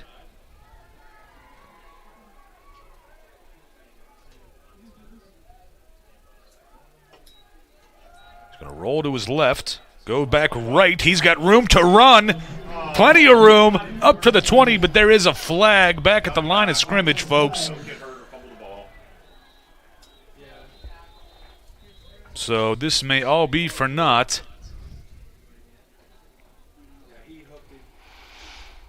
They're running back this direction, so I assume it's on West Liberty.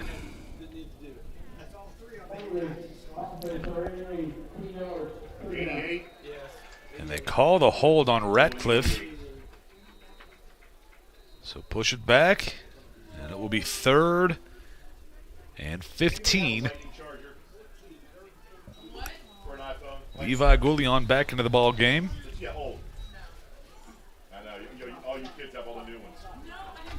And the clock will start. So it looks like West Liberty will allow this quarter to run out. That will be the end of the Belmont Savings Bank third quarter. West Liberty leads at 35-28. It'll be a 3rd and 14 coming up when we return on Topper Station. From humble beginnings in 1837, West Liberty University has been home to thousands of students. Whether you're a recent high school graduate or looking to complete a college degree later in life, starting your educational career at West Liberty University will be the catalyst for your future. This is a place where you will discover who you are and where you belong, surrounded by lifelong friends and a supportive faculty and staff. Start your journey home at westliberty.edu. For over 140 years, we've been writing our story together. cheering on local teams, supporting our schools, and standing beside local businesses every step of the way. At Belmont Savings Bank, your local community bank, we say thank you for being the heart of our community. Your trust, growth, and support inspire us to give back and make your story part of ours. Let's keep writing it together. We'd love to help you with your story. And welcome back to West Family Stadium. You are invited. The WLU Alumni Gathering, Washington, PA, Thursday, November 20th, 6 to 9 p.m. The Hollywood Casino at the Meadows, 210 Racetrack Road. You can get some more information with the QR code. You can register today or go to westliberty.edu/alumni/events.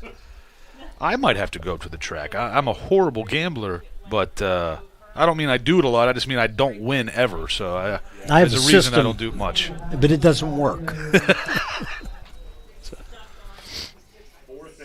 And this is the beginning of the WVU Medicine fourth quarter. And after a short run for Patterson, it'll be 4th and 8. And again, in college football, with the way things are, is this kind of that fourth down territory, no man's land? Too far for a field goal, too close to punt. The Toppers are going to go for it here on 4th down and 8. Jackson will look down the middle of the field, rolls to his right, has room, pump fakes, gets to the 30, 25, 20. He's got the first down and more. They haven't brought him down yet.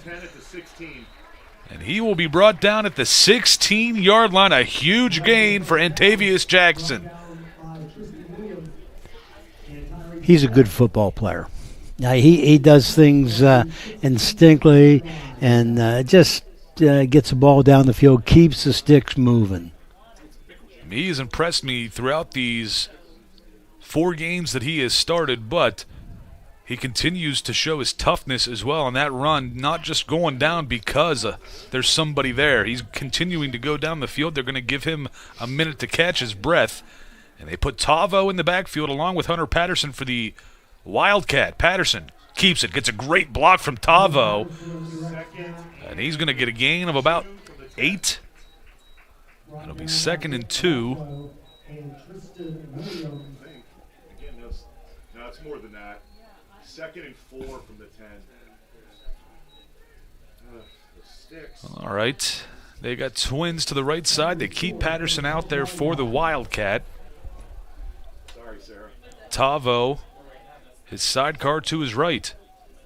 Both of those guys are the track stars for West Liberty. Both made it to nationals in their respective sports. Singleton takes the jet sweep. Has nowhere to go there. Read extremely well by Fairmont State. And that tackle, 3rd and 8 from the 15. I think he was brought down by Tyrese Smith, number 10. And Singleton down, injured. There will be a timeout. 3rd and 8 upcoming for the Toppers. 12:37 remains in this WVU Medicine fourth quarter. We will take a quick break and come right back on Topper Station. It's wing night at the Alpha Tavern. Dig into your favorite wing flavors for just 47 cents each. Craving more? Add shrimp your way for just $4.70. Alpha Tavern in Woodsdale brings the flavor every Wednesday.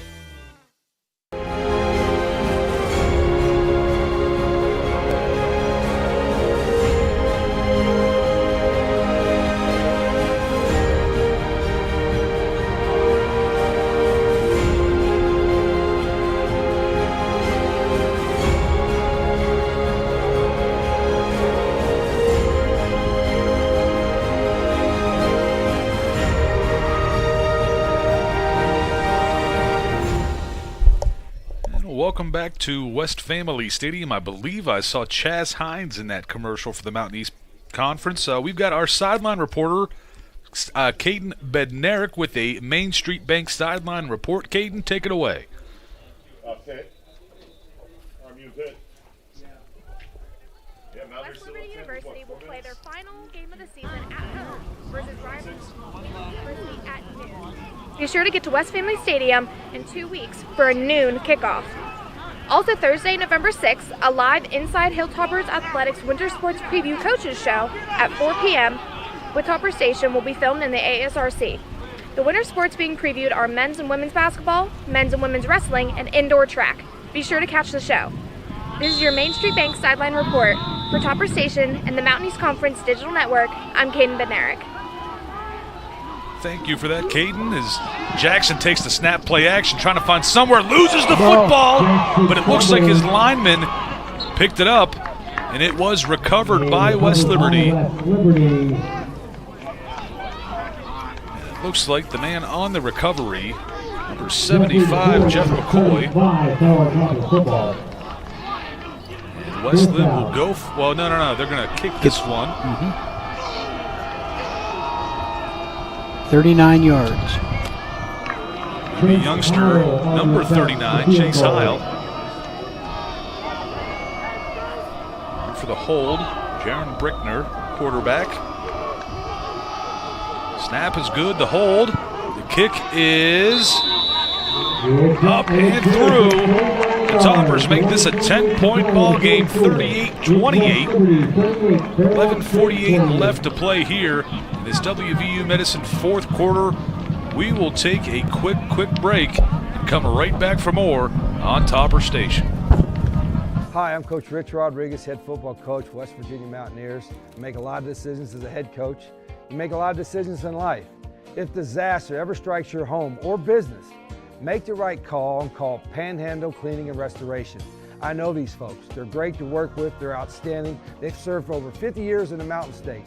They'll treat you right. If you ever have a disaster, if you ever need something fixed, call Panhandle Cleaning and Restoration. That's the team the Mountaineers will call.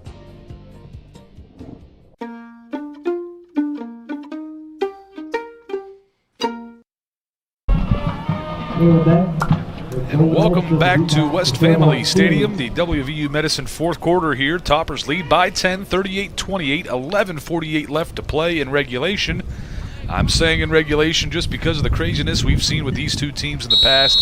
Last year was a crazy 36-35 finish in Fairmont.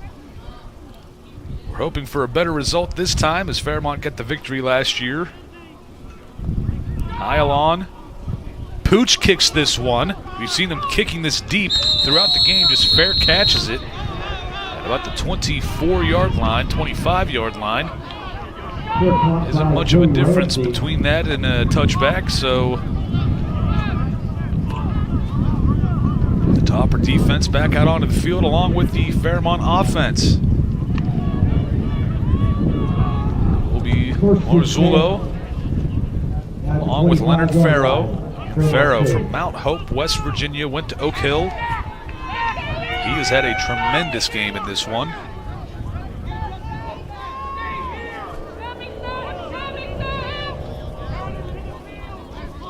And they shift the two tight ends. Farrow takes the handoff. Tries to find a little bit of running room, being held up. Finally brought down. Great job hanging on for help. Darius Gross, the 6'1", 190 freshman defensive lineman. Darius Gross. Second and 5. It'll be Farrow once again, this time on the left side. He breaks a couple tackles. He's finally going to be brought down by Donovan Elliott. Elliott, a youngster as well on this Topper defense, but he's been getting some high praise from Coach Wiley the past few weeks for his tackling in the secondary. First and 10 at the West Liberty 49.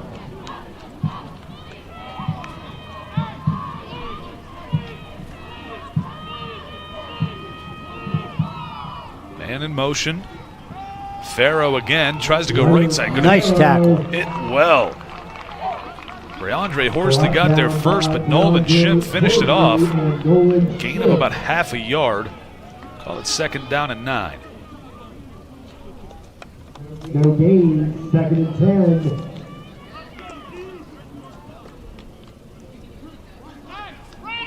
So Fairmont down 2 scores.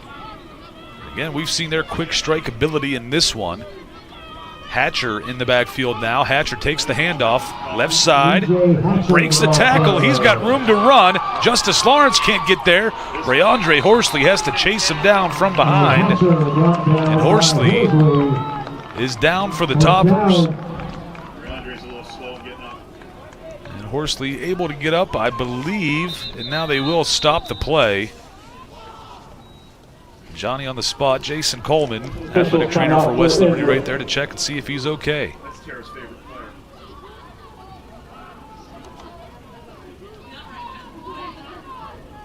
So Fairmont is making their way down the field. They've got just about 10 minutes left to play in this one in a 2-score game. Again, if you're a Fairmont coach right now, you're not too awful worried about how much time is left.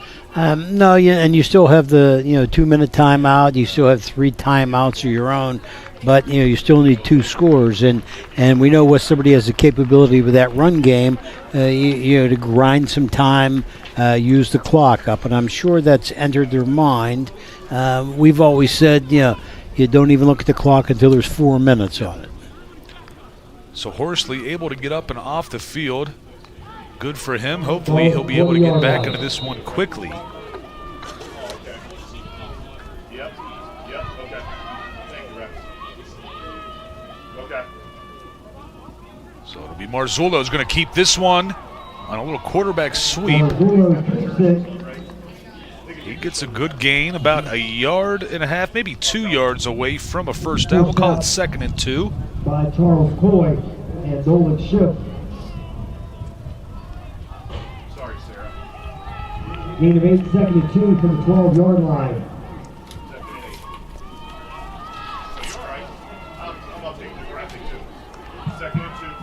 Hatcher goes in motion. Marzullo passes it out to him, a little swing route. Donovan Elliott can't get the tackle. They're going to get the first down, and it will be 1st and goal from the 2. We made a goal line stand in the first half from about a similar area, probably the 3 or 4, but let's hope we can have a repeat. Darius Gross. And Horsley is back out there for West Liberty at right end. Marzullo, play action, feels the pressure, pass is going to be caught into the end zone for the touchdown. Fairmont State's Joey Ramsey catches this one and makes it a 1-score ball game once again.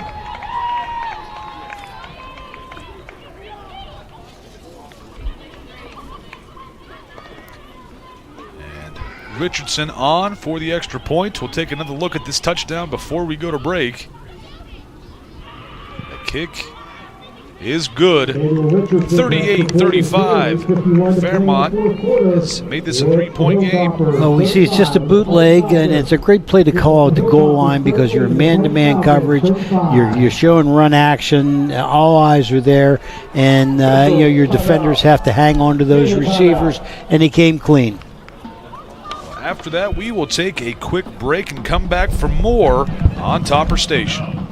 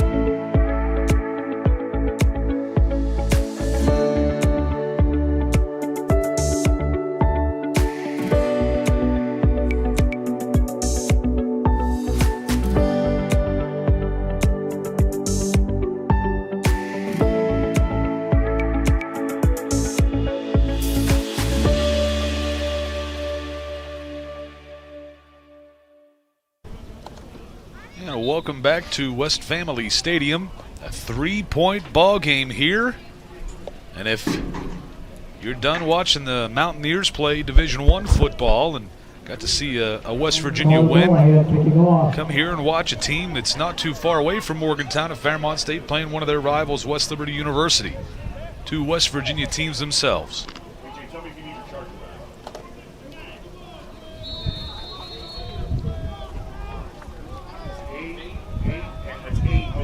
back. On for the kickoff for Fairmont State.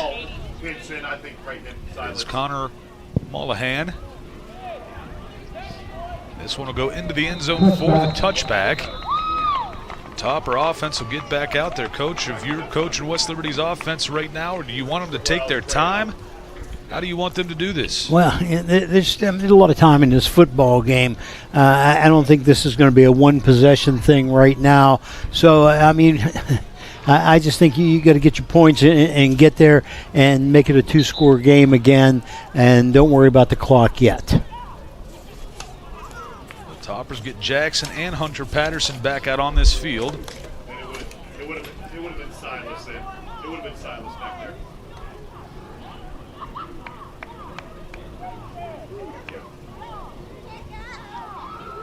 Twins to each side for Jackson. Looks down the middle of the field. Pump fakes, steps up, finds Patterson in the flat. I'm sorry, little swing pass, cuts back, gets some blocking.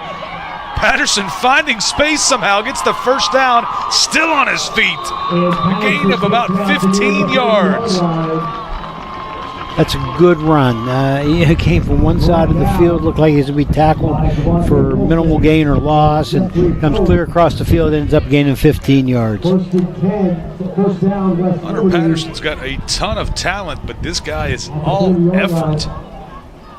It's a lethal combination for a defense, having a player like that on offense. Alston, sidecar to the right of Jackson for this play. Alston take this one up the middle. He's daring people to tackle him one-on-one. You know, going straight ahead, he's hard to bring down.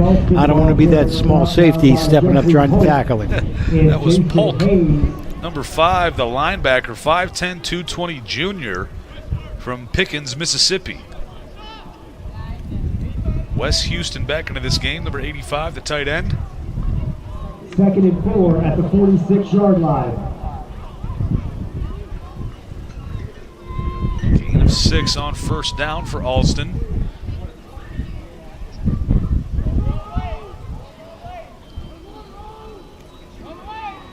Get the carry again off the left side.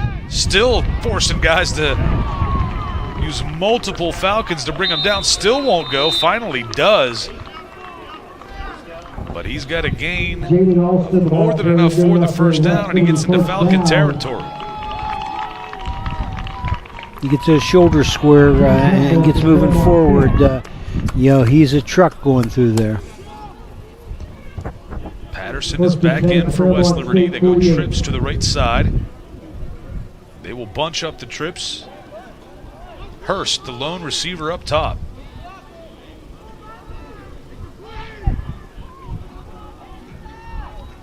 Patterson the carry again. Finds room on the right side. Harker tries to get a block and does. Patterson gets a good gain. About 7.5 or so. We'll call it 8. 2nd down and 2 coming up for the Toppers. Lockett-Smith and Martell Sims.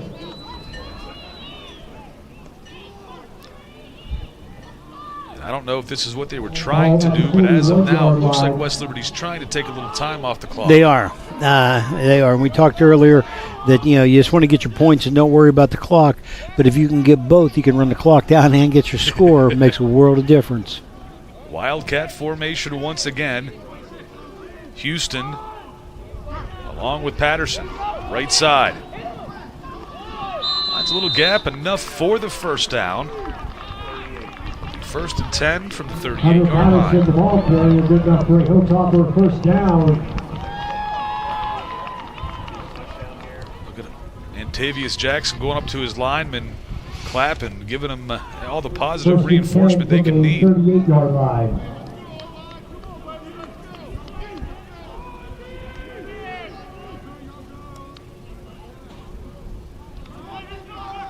Clock winding down to 5:13 remaining in this WVU Medicine 4th quarter. Jackson keeps this one himself right side. He get brought down quickly, but not before gaining about 2 yards. 2nd and 8 coming up. We talked earlier, you always believe when the clock hit the 4-minute mark. Now you have to start thinking about your timeouts and your play selection because, the clock can be your friend, the clock can be your enemy at 4 minutes. Toppers go 5 wide, empty set. They shift into the Wildcat. It's Goulion and Hunter Patterson in the backfield. Patterson up the middle, finds a little bit of space. 3rd down and 4 coming up.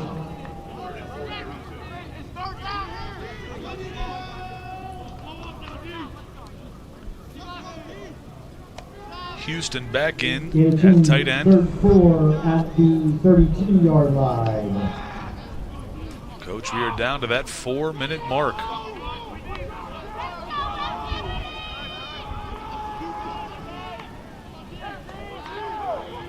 Third and 4 from the 32. Jackson hands it off to Patterson, left side. Trying to find some blocking. They're going to pull him backwards, but he did gain a yard or 2 before that. Bring up 4th down. About 3. It's a 48-yard field goal, which I really believe Chase Howe is capable of making. But then it makes it a 6-point game. Touchdown and extra point beats you, but if you don't get it, a field goal can tie you and put it in overtime. So it's decision time. So Jackson, twins to each side, lines up with Patterson to his left. Fairmont showing blitz. Timeout called for West Liberty. Were they trying to draw Fairmont State offsides? I think so. Timeout, West Liberty, first half.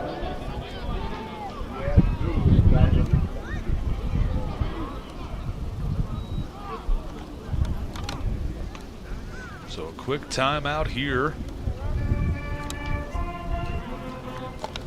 This is a crucial moment in this ball game that has been back and forth throughout, but now that there's less than 3 minutes left, every little decision could be costly.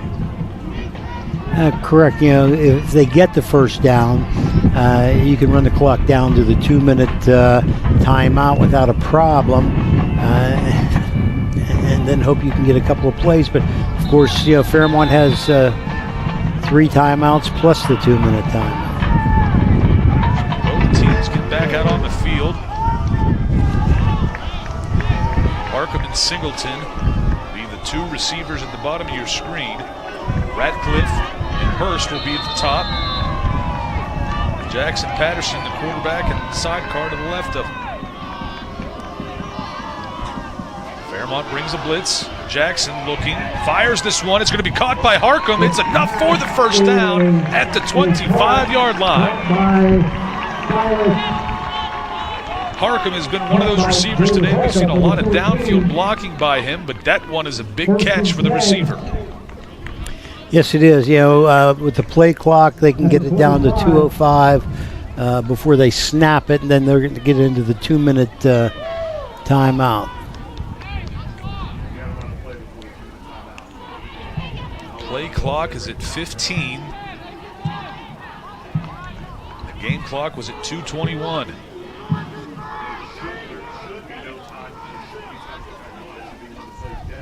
Jackson hands off for Patterson. A face mask. And a flag is thrown.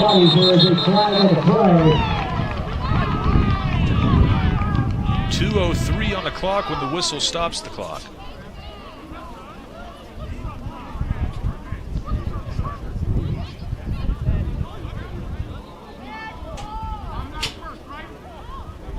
Personal foul. Face mask. Defense number 1. It's good ball. It's going to be about the 14.5-yard line, but it's going to be a first down also. So a timeout will be taken by Fairmont State. 2:03 left. Both teams will be left with 2 timeouts. Timeout. Fairmont State. Now, I feel like if you're West Liberty, you're just going to run. You were going to force them to use their timeouts anyhow. You're going to sit there, run the football and sit for the 40 seconds and make them use their timeouts immediately. Well, the amount of scoring that was done in this game, Coach, you and I, we've got a stack. I mean, it's about a tree stump thick of stat sheets being brought to us. What a tremendous game this has been, regardless of how it ends. It has been a great game, back and forth. For the folks at home, this is our second to last broadcast for football of the season. Next week, the Toppers will be at Charleston. That'll be November 8th, a 1 o'clock kickoff, and then November 15th back here at West Family Stadium. That will be a noon kickoff for those paying attention. Noon on the 15th as the Toppers will take on Wheeling to end the season. Here we go, 2:03 remaining against Fairmont State, up by 3. Toppers got to run out some clock. Alston trying to get some blocking. Again, it's going to take multiple Falcons to bring him down. I don't care if it's a defensive lineman or not. And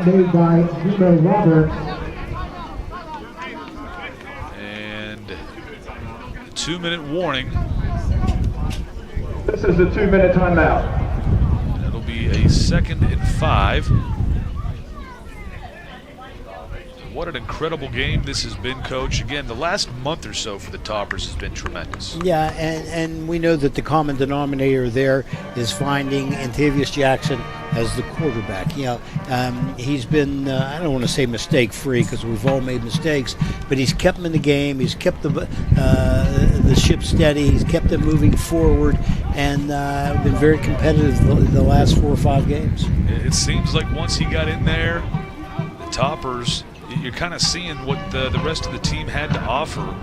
The defense has done well. Yes, 35 points up for Fairmont State today, but in the moments the defense were needed, we saw some goal line stands. We saw some big moments for the defense. A pick 6 by Justice Lawrence. We've got some good defensive play today, regardless of how many points were put up. The offense just continues to roll. We're getting to see a little bit more of that West Liberty offensive line, and it's in ways that you're not really thinking about it. When Jackson does drop back to throw the ball, he stands there for quite some time before anybody's around him. The Topper offensive line has gotten much better in that pass block. They sure have. They can force him to be an erratic quarterback, but they're doing a great job giving him time to throw, make the read, or make the decision not to throw it. Patterson up the middle, Patterson, the ball carrier. getting a good push. And a timeout is called by Fairmont. They got 1 left. Looks like we'll bring up 3rd and 2. Second and a half. With 1:51 remaining in the 4th quarter. Coach Wiley would love nothing more than to get another victory here at home. And to get a victory like this against a team that, again, plays a similar style to Charleston. And that's who the Toppers will play next week at Charleston. Again, even the Golden Eagles not having the greatest of years in terms of what they've been able to do the last handful of years or so, but it is something. They are 5-3 overall, but still 4-1 in conference play is Charleston. So the Toppers will get to see them next week in a style that is similar to this. 13 from the 5-yard line.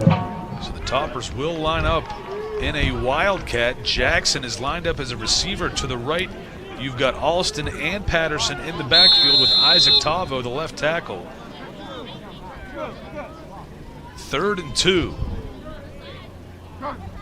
Patterson gets through the line of scrimmage. Does he have enough for the first down? It looks like he's going to be close. They're going to call it 4th down and very short. Fairmont State takes their 3rd and final timeout.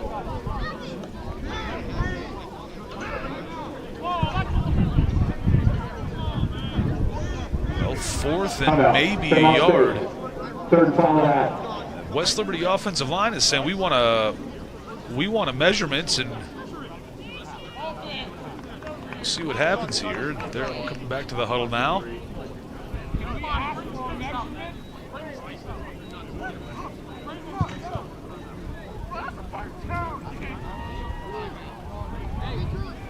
I think maybe even the officials are looking to see if this should be a measurement or not.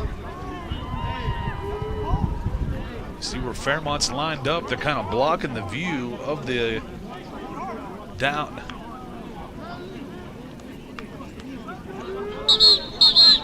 Well, first down ends the game. A touchdown doesn't end the game. Right. And that doesn't make any sense. But Fairmont would get the ball back, and if they would score an onside kick and score again, so in the perfect world is they get the first down and stop. Don't go in the end zone. Topper, same Wildcat formation. 4th and 1 from the 3. This is the ball game. Patterson gets enough. I believe they're going to measure this one.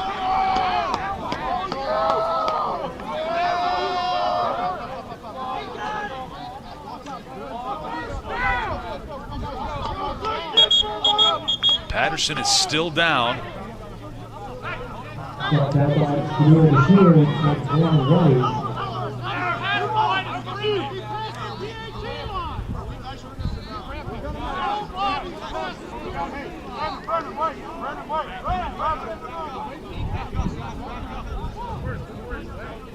Hopefully it is just a cramp for Patterson. Officials time out for injury before the measurement. So a timeout for the injury before the measurement.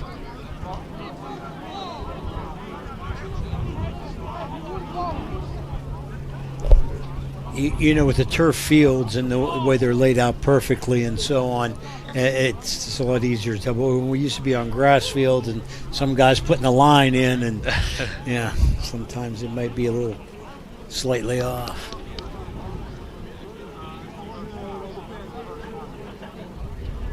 Again, Hunter Patterson has played banged up for most of this season. He's had little nagging injuries here and there. From a guy that gets the amount of usage that he does on offense, I don't know the numbers, but it would be nice to see the percentage on how often he is used in this ball game. At this point, he's got 208 yards rushing and on just 18 carries.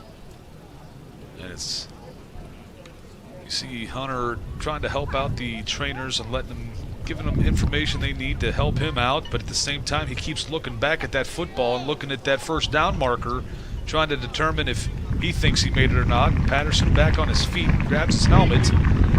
He's able to walk off under his own power. So hopefully it wasn't just a cramp or something to that effect. And here comes the first down measurement. Fairmont with 0 timeouts. This could be the ball game.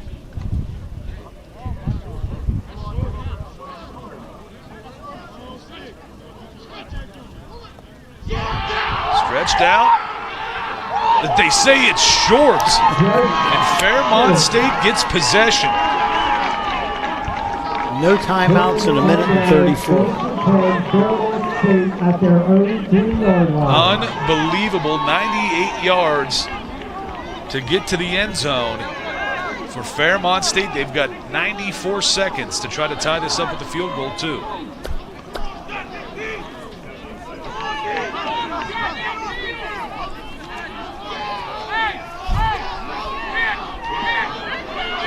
Incredibly, I'm not shocked whatsoever the way this game goes. The back and forth that it has been, the better way.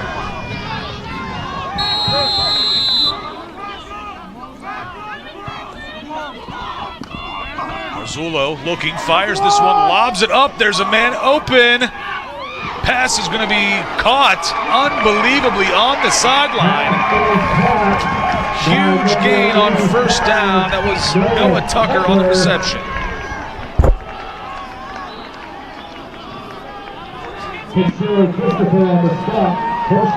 Clock stops for going out of bounds as well. Marzullo looking left side, fires, pass is going to be caught. Near midfield, breaks a couple tackles and more. Nolan Schiff is finally there and wrapped up and brought down into Hilltopper territory. Winston Page on the catch. Stop made by Nolan Schiff and DeAndre Hazley. First and 10, Fairmont State at the West Liberty 46. Puck is rolling. Marzullo takes the snap, going to hand it off up the middle. Farrow makes a couple men miss. Finally brought down, and a flag is thrown late. And a flag on the play. Stop made by Charles Coy.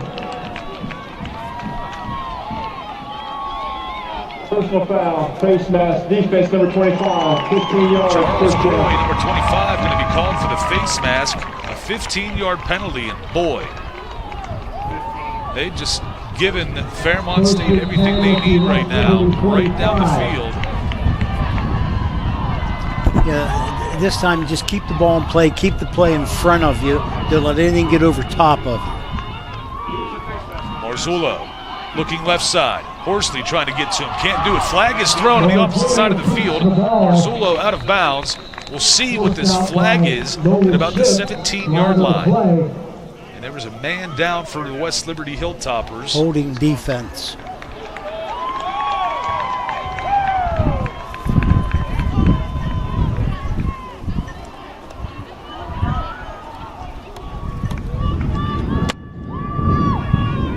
Holding, defense number 26, 10 yards, first down. Call a hold on the Toppers. So now it is 1st and 10 from the 10-yard line. Who was a 6? First and 10 on the 10. First and 10 at the 10, first and goal. So it is 1st and goal. Play clock down to 10. Fairmont finally gets their play.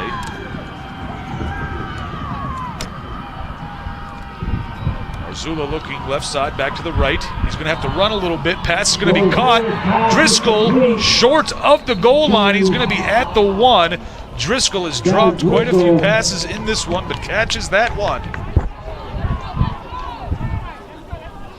Stop made by Charles Coy, number 25. Second and goal at the 1-yard line. Second and goal from the 1. Time is stopped because he went out of bounds.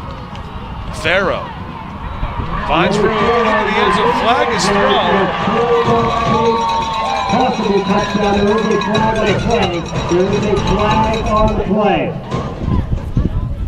Holding. It's a hold on Fairmont State, so bring that back. Not just yet. 37 seconds left. It'll be second and goal from the 11.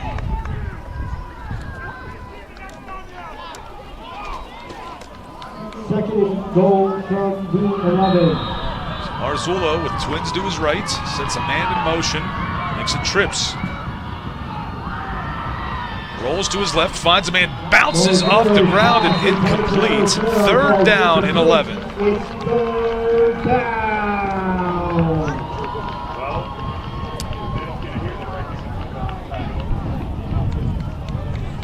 Now Fairmont State, again, got to get this one to the end zone. This is an incredible finish here. Good twins to the left side for Marzullo.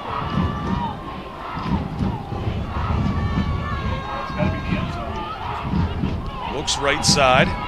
Comes back to the left. He may have to run a little bit. Does. Can he get to the end zone? No, he is kept out. It's going to be 4th and goal from the 1. Can you believe this? What a hit. And there is an injured Hilltopper. Officials, timeout for injury. That injured Hilltopper looked like Zach Hicks. He's just a freshman. Hopefully he is okay. It looked like they were bringing the kicking team on. I wouldn't. On the road? I know. I know you need both, but you need the touchdown too, and you're half a yard away, and one way or the other. If you get it in, now you get your chance to onside kick and kick the long field goal. If you kick the field goal now, then you got to score a touchdown in 20 seconds. So I think you get a better chance of kicking a field goal in 20 seconds than you do at scoring a touchdown. They're bringing their offense. Yeah, they're bringing the offense on the field for the win. Down by 3, 23 seconds left.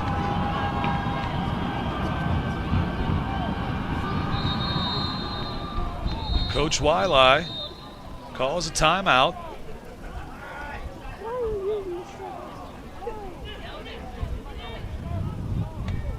The defense gets back to the sideline. Both these teams do, and boy, not surprising that it comes down to something like this when it's Fairmont, West Liberty. It's a 3-point game, and you're on the road, and you're this far away. I think he's making the right decision as a coaching decision. You go for the win at that point. Yeah, the way this game has gone back and forth, you kind of feel like you have to.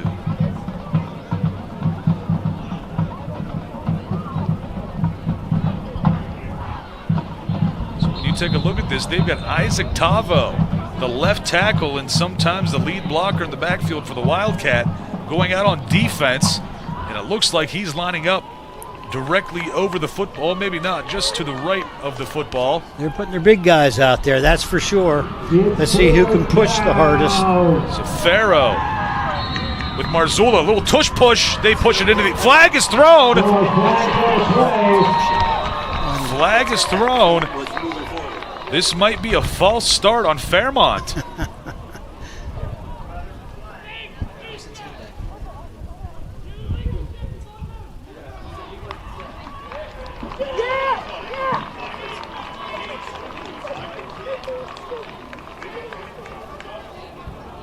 Illegal shift. Offense, 5 yards. Fourth down. Illegal shift on the offense. Move them back 5 yards. Wow. Now it's on for the field goal to try to tie this game at 38. The Toppers have blocked field goals before this year. Can we do it again? Richardson. The kick is up.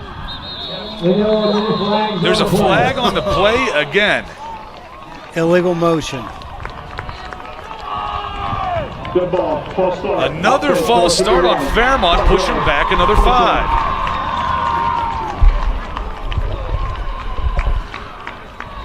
Well, we've had some excitement here.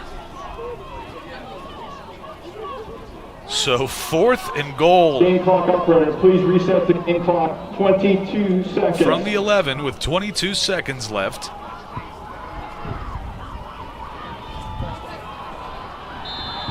And Emmanuel Richardson on for this field goal attempt to try to tie it. Snap, the hold, the kick is good. Tie ball game at 38 with 17 seconds remaining. Folks, can you believe this? I don't think anyone is shocked that Fairmont West Liberty is going to overtime. Well, we got 17 seconds, and then we'll go to overtime. Yeah, you never Possibly, know. You never know. We've seen Trey Singleton have some great returns Sure the have. past few weeks. Could be another special moment.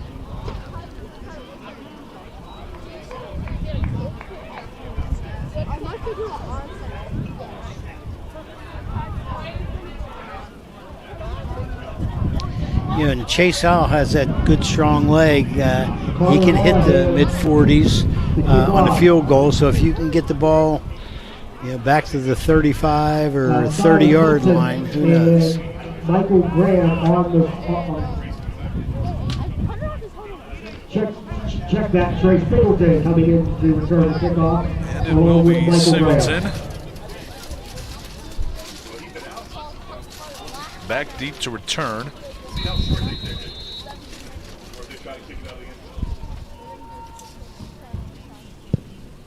Boots this one deep. We'll go through the end zone for the touchback. So 1st and 10 from the 25, 17 seconds left. You've seen the Toppers be able to quick strike as well. And they do have one timeout left.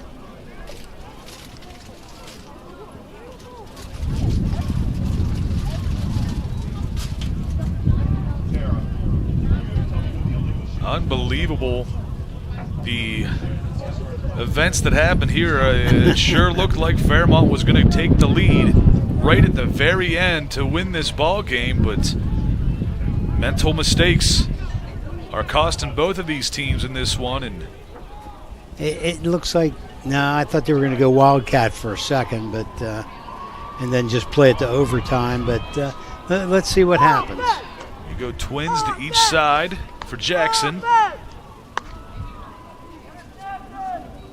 Looks left, steps up in the pocket, rolls to his right, finds Hunter Patterson. Pass is going to be incomplete. 11 seconds remain. Second down and 10.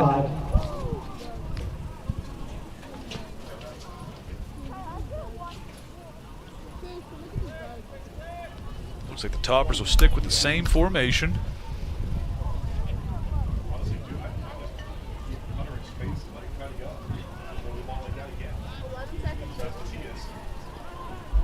Jackson takes the snap, steps up in the pocket, avoids a guy, gets it off to Hunter Patterson underneath, tries to find some room, does. Timeout is called by Coach Wiley. 2 seconds remain. It'll be 1st and 10 at the 43-yard line. Timeout, West Liberty. And it's getting to the point with so many things happening in this game. We're now getting 2 stat sheets at a time because one isn't enough to fill up all the information we have. It's starting to get heavy even to carry. Well, an unbelievable ball game so far. Look at those statistics. I mean, just how consistent the two teams are. They're 3 yards apart. Take a look at some of the individuals for Fairmont State rushing-wise. Leonard Farrow, 273 yards, 2 touchdowns. Hunter Patterson, 220 yards, 2 touchdowns. And Tavius Jackson, 154 yards rushing. And it's not necessarily him as a running quarterback either. Take a look at this. You got Levi Goulian in at quarterback, the strong arm, with 4 seconds left. Goulian rolled to his left, gets away from a pass rusher, lobs this one. It's just going to be kind of a wounded duck. Singleton was the closest topper there, and it's going to go incomplete, out of bounds. That is the end of regulation. We will go to overtime. 38. Incredible turn of events in this one.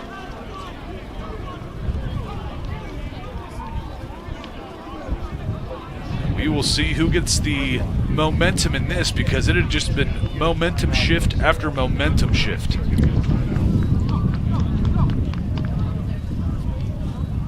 this will be the McDonald's overtime period.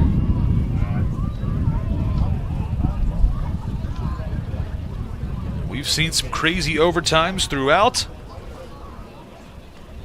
college football this year. Division I, Division II, doesn't really matter. What is it? So first round, and then the second time you had to go to 3rd. So yeah, we're catching some noise from the press box as well, and I think the way it goes for college football, the first 2, if needed, the first 2 rounds of overtime will be regular. Kick the extra point, do whatever you want, but after starting with the 3rd overtime, you have to go for 2 if you score a touchdown. And since we're talking overtime, we can go back to 1972. I'd like to say West Liberty created all of this. The first college overtime game ever played was here on this field in 1972. West Liberty beat West Virginia State 17-14 on homecoming afternoon and made Sports Illustrated. So it was a pretty interesting day, and just think of all the overtime games we've seen in college football since then. Absolutely, some classic ones, some heartbreakers, some ones that people will never forget. And only if ESPN existed back then and social media, West Liberty would be remembered forever. In every single college overtime, playoff game, anything like that for conference championships, they'd be showing West Liberty University. Jeff Epley was a kicker and dislocated his shoulder on the opening kickoff, took him to the hospital, brought him back at the end of the fourth quarter, sent him out with his arm in a sling, and kicked the field goal to win the football game. And it was a great, great day here on the Hilltop. That's one of those stories that an old school kicker can tell a new Absolutely. school guy, like, I was tougher than you. It's not just saying that. That team and that game was honored here in a few years ago, 50-year reunion. And the long snapper, the holder, and the kicker were all here. We have a picture of them lined up together. And they look a little older now, but great memories. Well, let's hope this one ends the same way with a topper victory. And it looks like the Toppers will be on defense first, which is what you want. To be. That's correct. You know exactly what you have to do once you get the ball. At the toss of the coin, you have one of three choices: offense, defense, or which goal. And obviously the smart thing to do is play defense, and then you know what your options are after the other team has been out offensive. Well, for Fairmont State, needing a score at the end of regulation there, you drove right down the field. Boy, they did. But then when you got to the goal line and you needed it, they kept making mistakes. They did. So this could be smart for West Liberty's defense. Get them out there when their confidence is maybe wavering just a tad. Again with the two tight end set. Play action. Marzullo once again going to get this one out to Ramsey. Pass is caught. He cuts it back. He's going to be close to a first down, and I believe it will be first down. The first play of overtime. That's that same play they've been running, the play action when they're bringing the two tight ends up inside or sliding them through, and they're both going to the flat, and they're both wide open. He has a choice of who he throws to. Farrow on the carry. Horsley takes him down. Van Mater, I believe, was the first man on the hit, but Horsley finishes it up. Brought down by Broadway Horsley. Second and 11, off the one, ball to 16-yard line. So second down, 11. Again with the double tight end set to the left side. Farrow takes the carry. Leonard Farrow, the ball carrier. Gets some good yardage. Horsley almost had a tackle for loss, but couldn't quite complete it. Great, nice water on the stop. Nice wander there as well. Third down at 6. You get a stop here and force the field goal. That's why you go defense first. From the 11, Farrow in motion. Looking left side, Marzullo back to the middle of the field. Tosses it, gonna be caught for the touchdown. It's gonna be Winston Page for the catch and score. They go up 44-38. Richardson on for the extra point.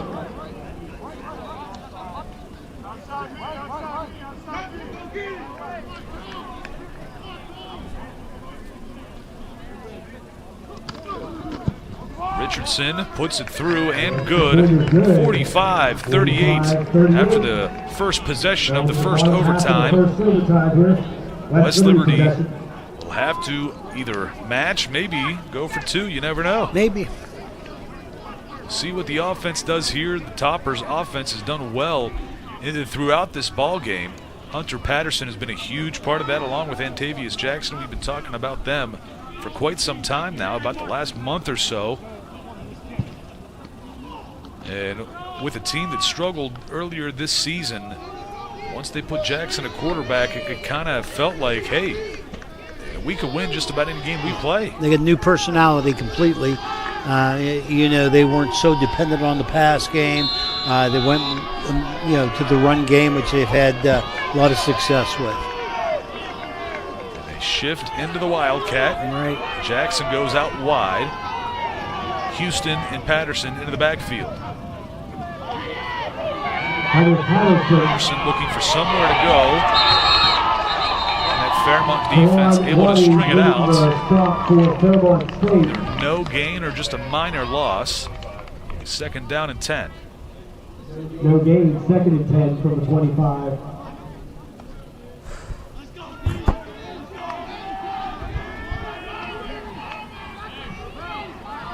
Jackson will line up with twins to the left. It'll be Hurst and Harcum.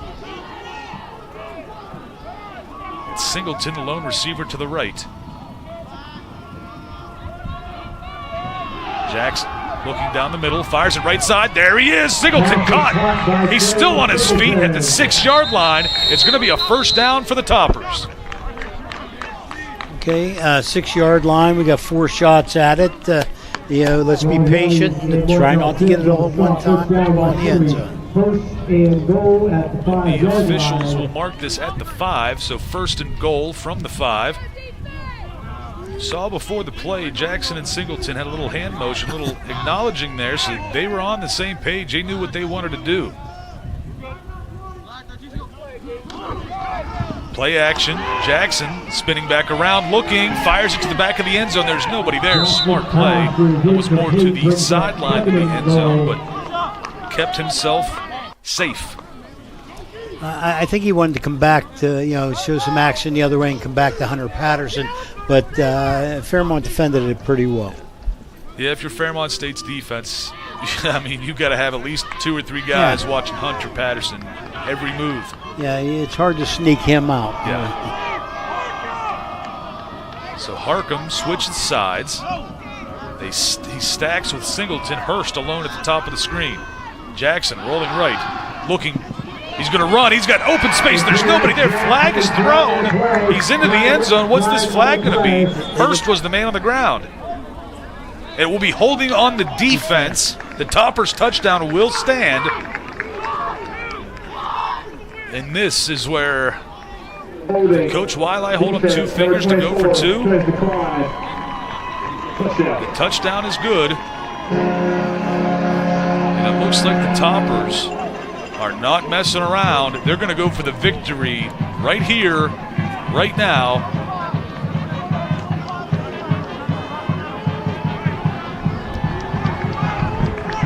And it looks like keep Jackson in the backfield. Here we go. Now a timeout is going to be called. Each team has 1 timeout in overtime. Fairmont State takes theirs. Timeout, Fairmont State. Now Coach Wiley and Coach Caldwell have some things to talk. Conwell have some things to talk about.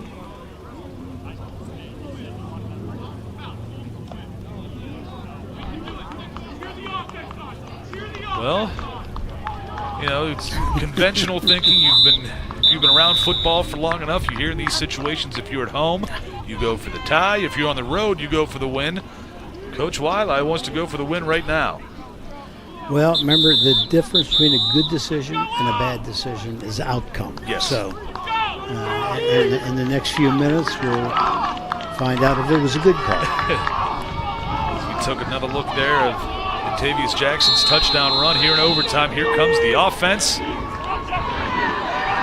We'll have Singleton, Harcum, and Hurst as the wide receivers. Bouillon is the tight end. Jackson in at quarterback, and Hunter Patterson your tailback.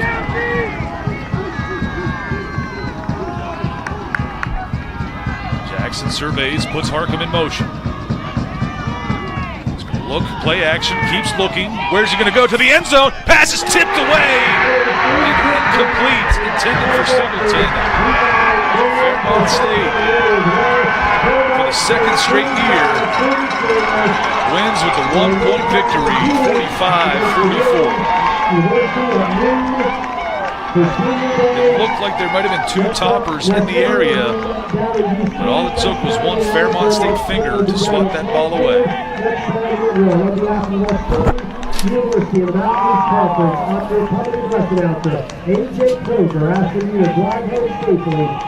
And unfortunately for West Liberty, it's the 2nd week in a row at home. A tough loss to a rival and a team that you know very well. And the Toppers will move on to Charleston next week.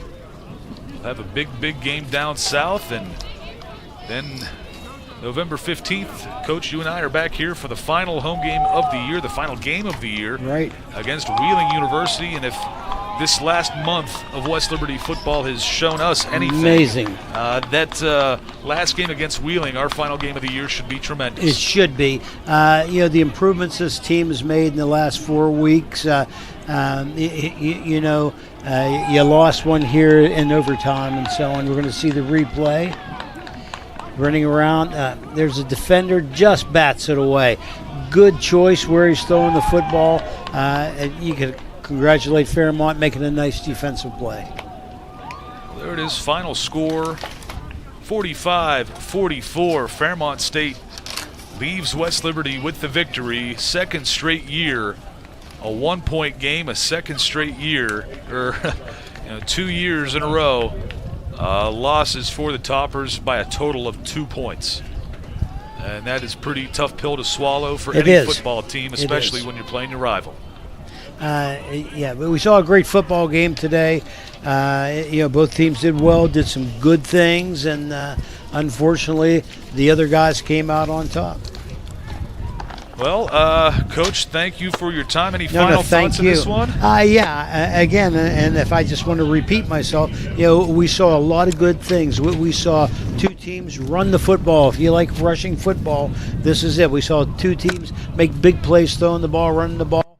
It came down to a decision, and and you make the decision, you live with it. But what a great football game!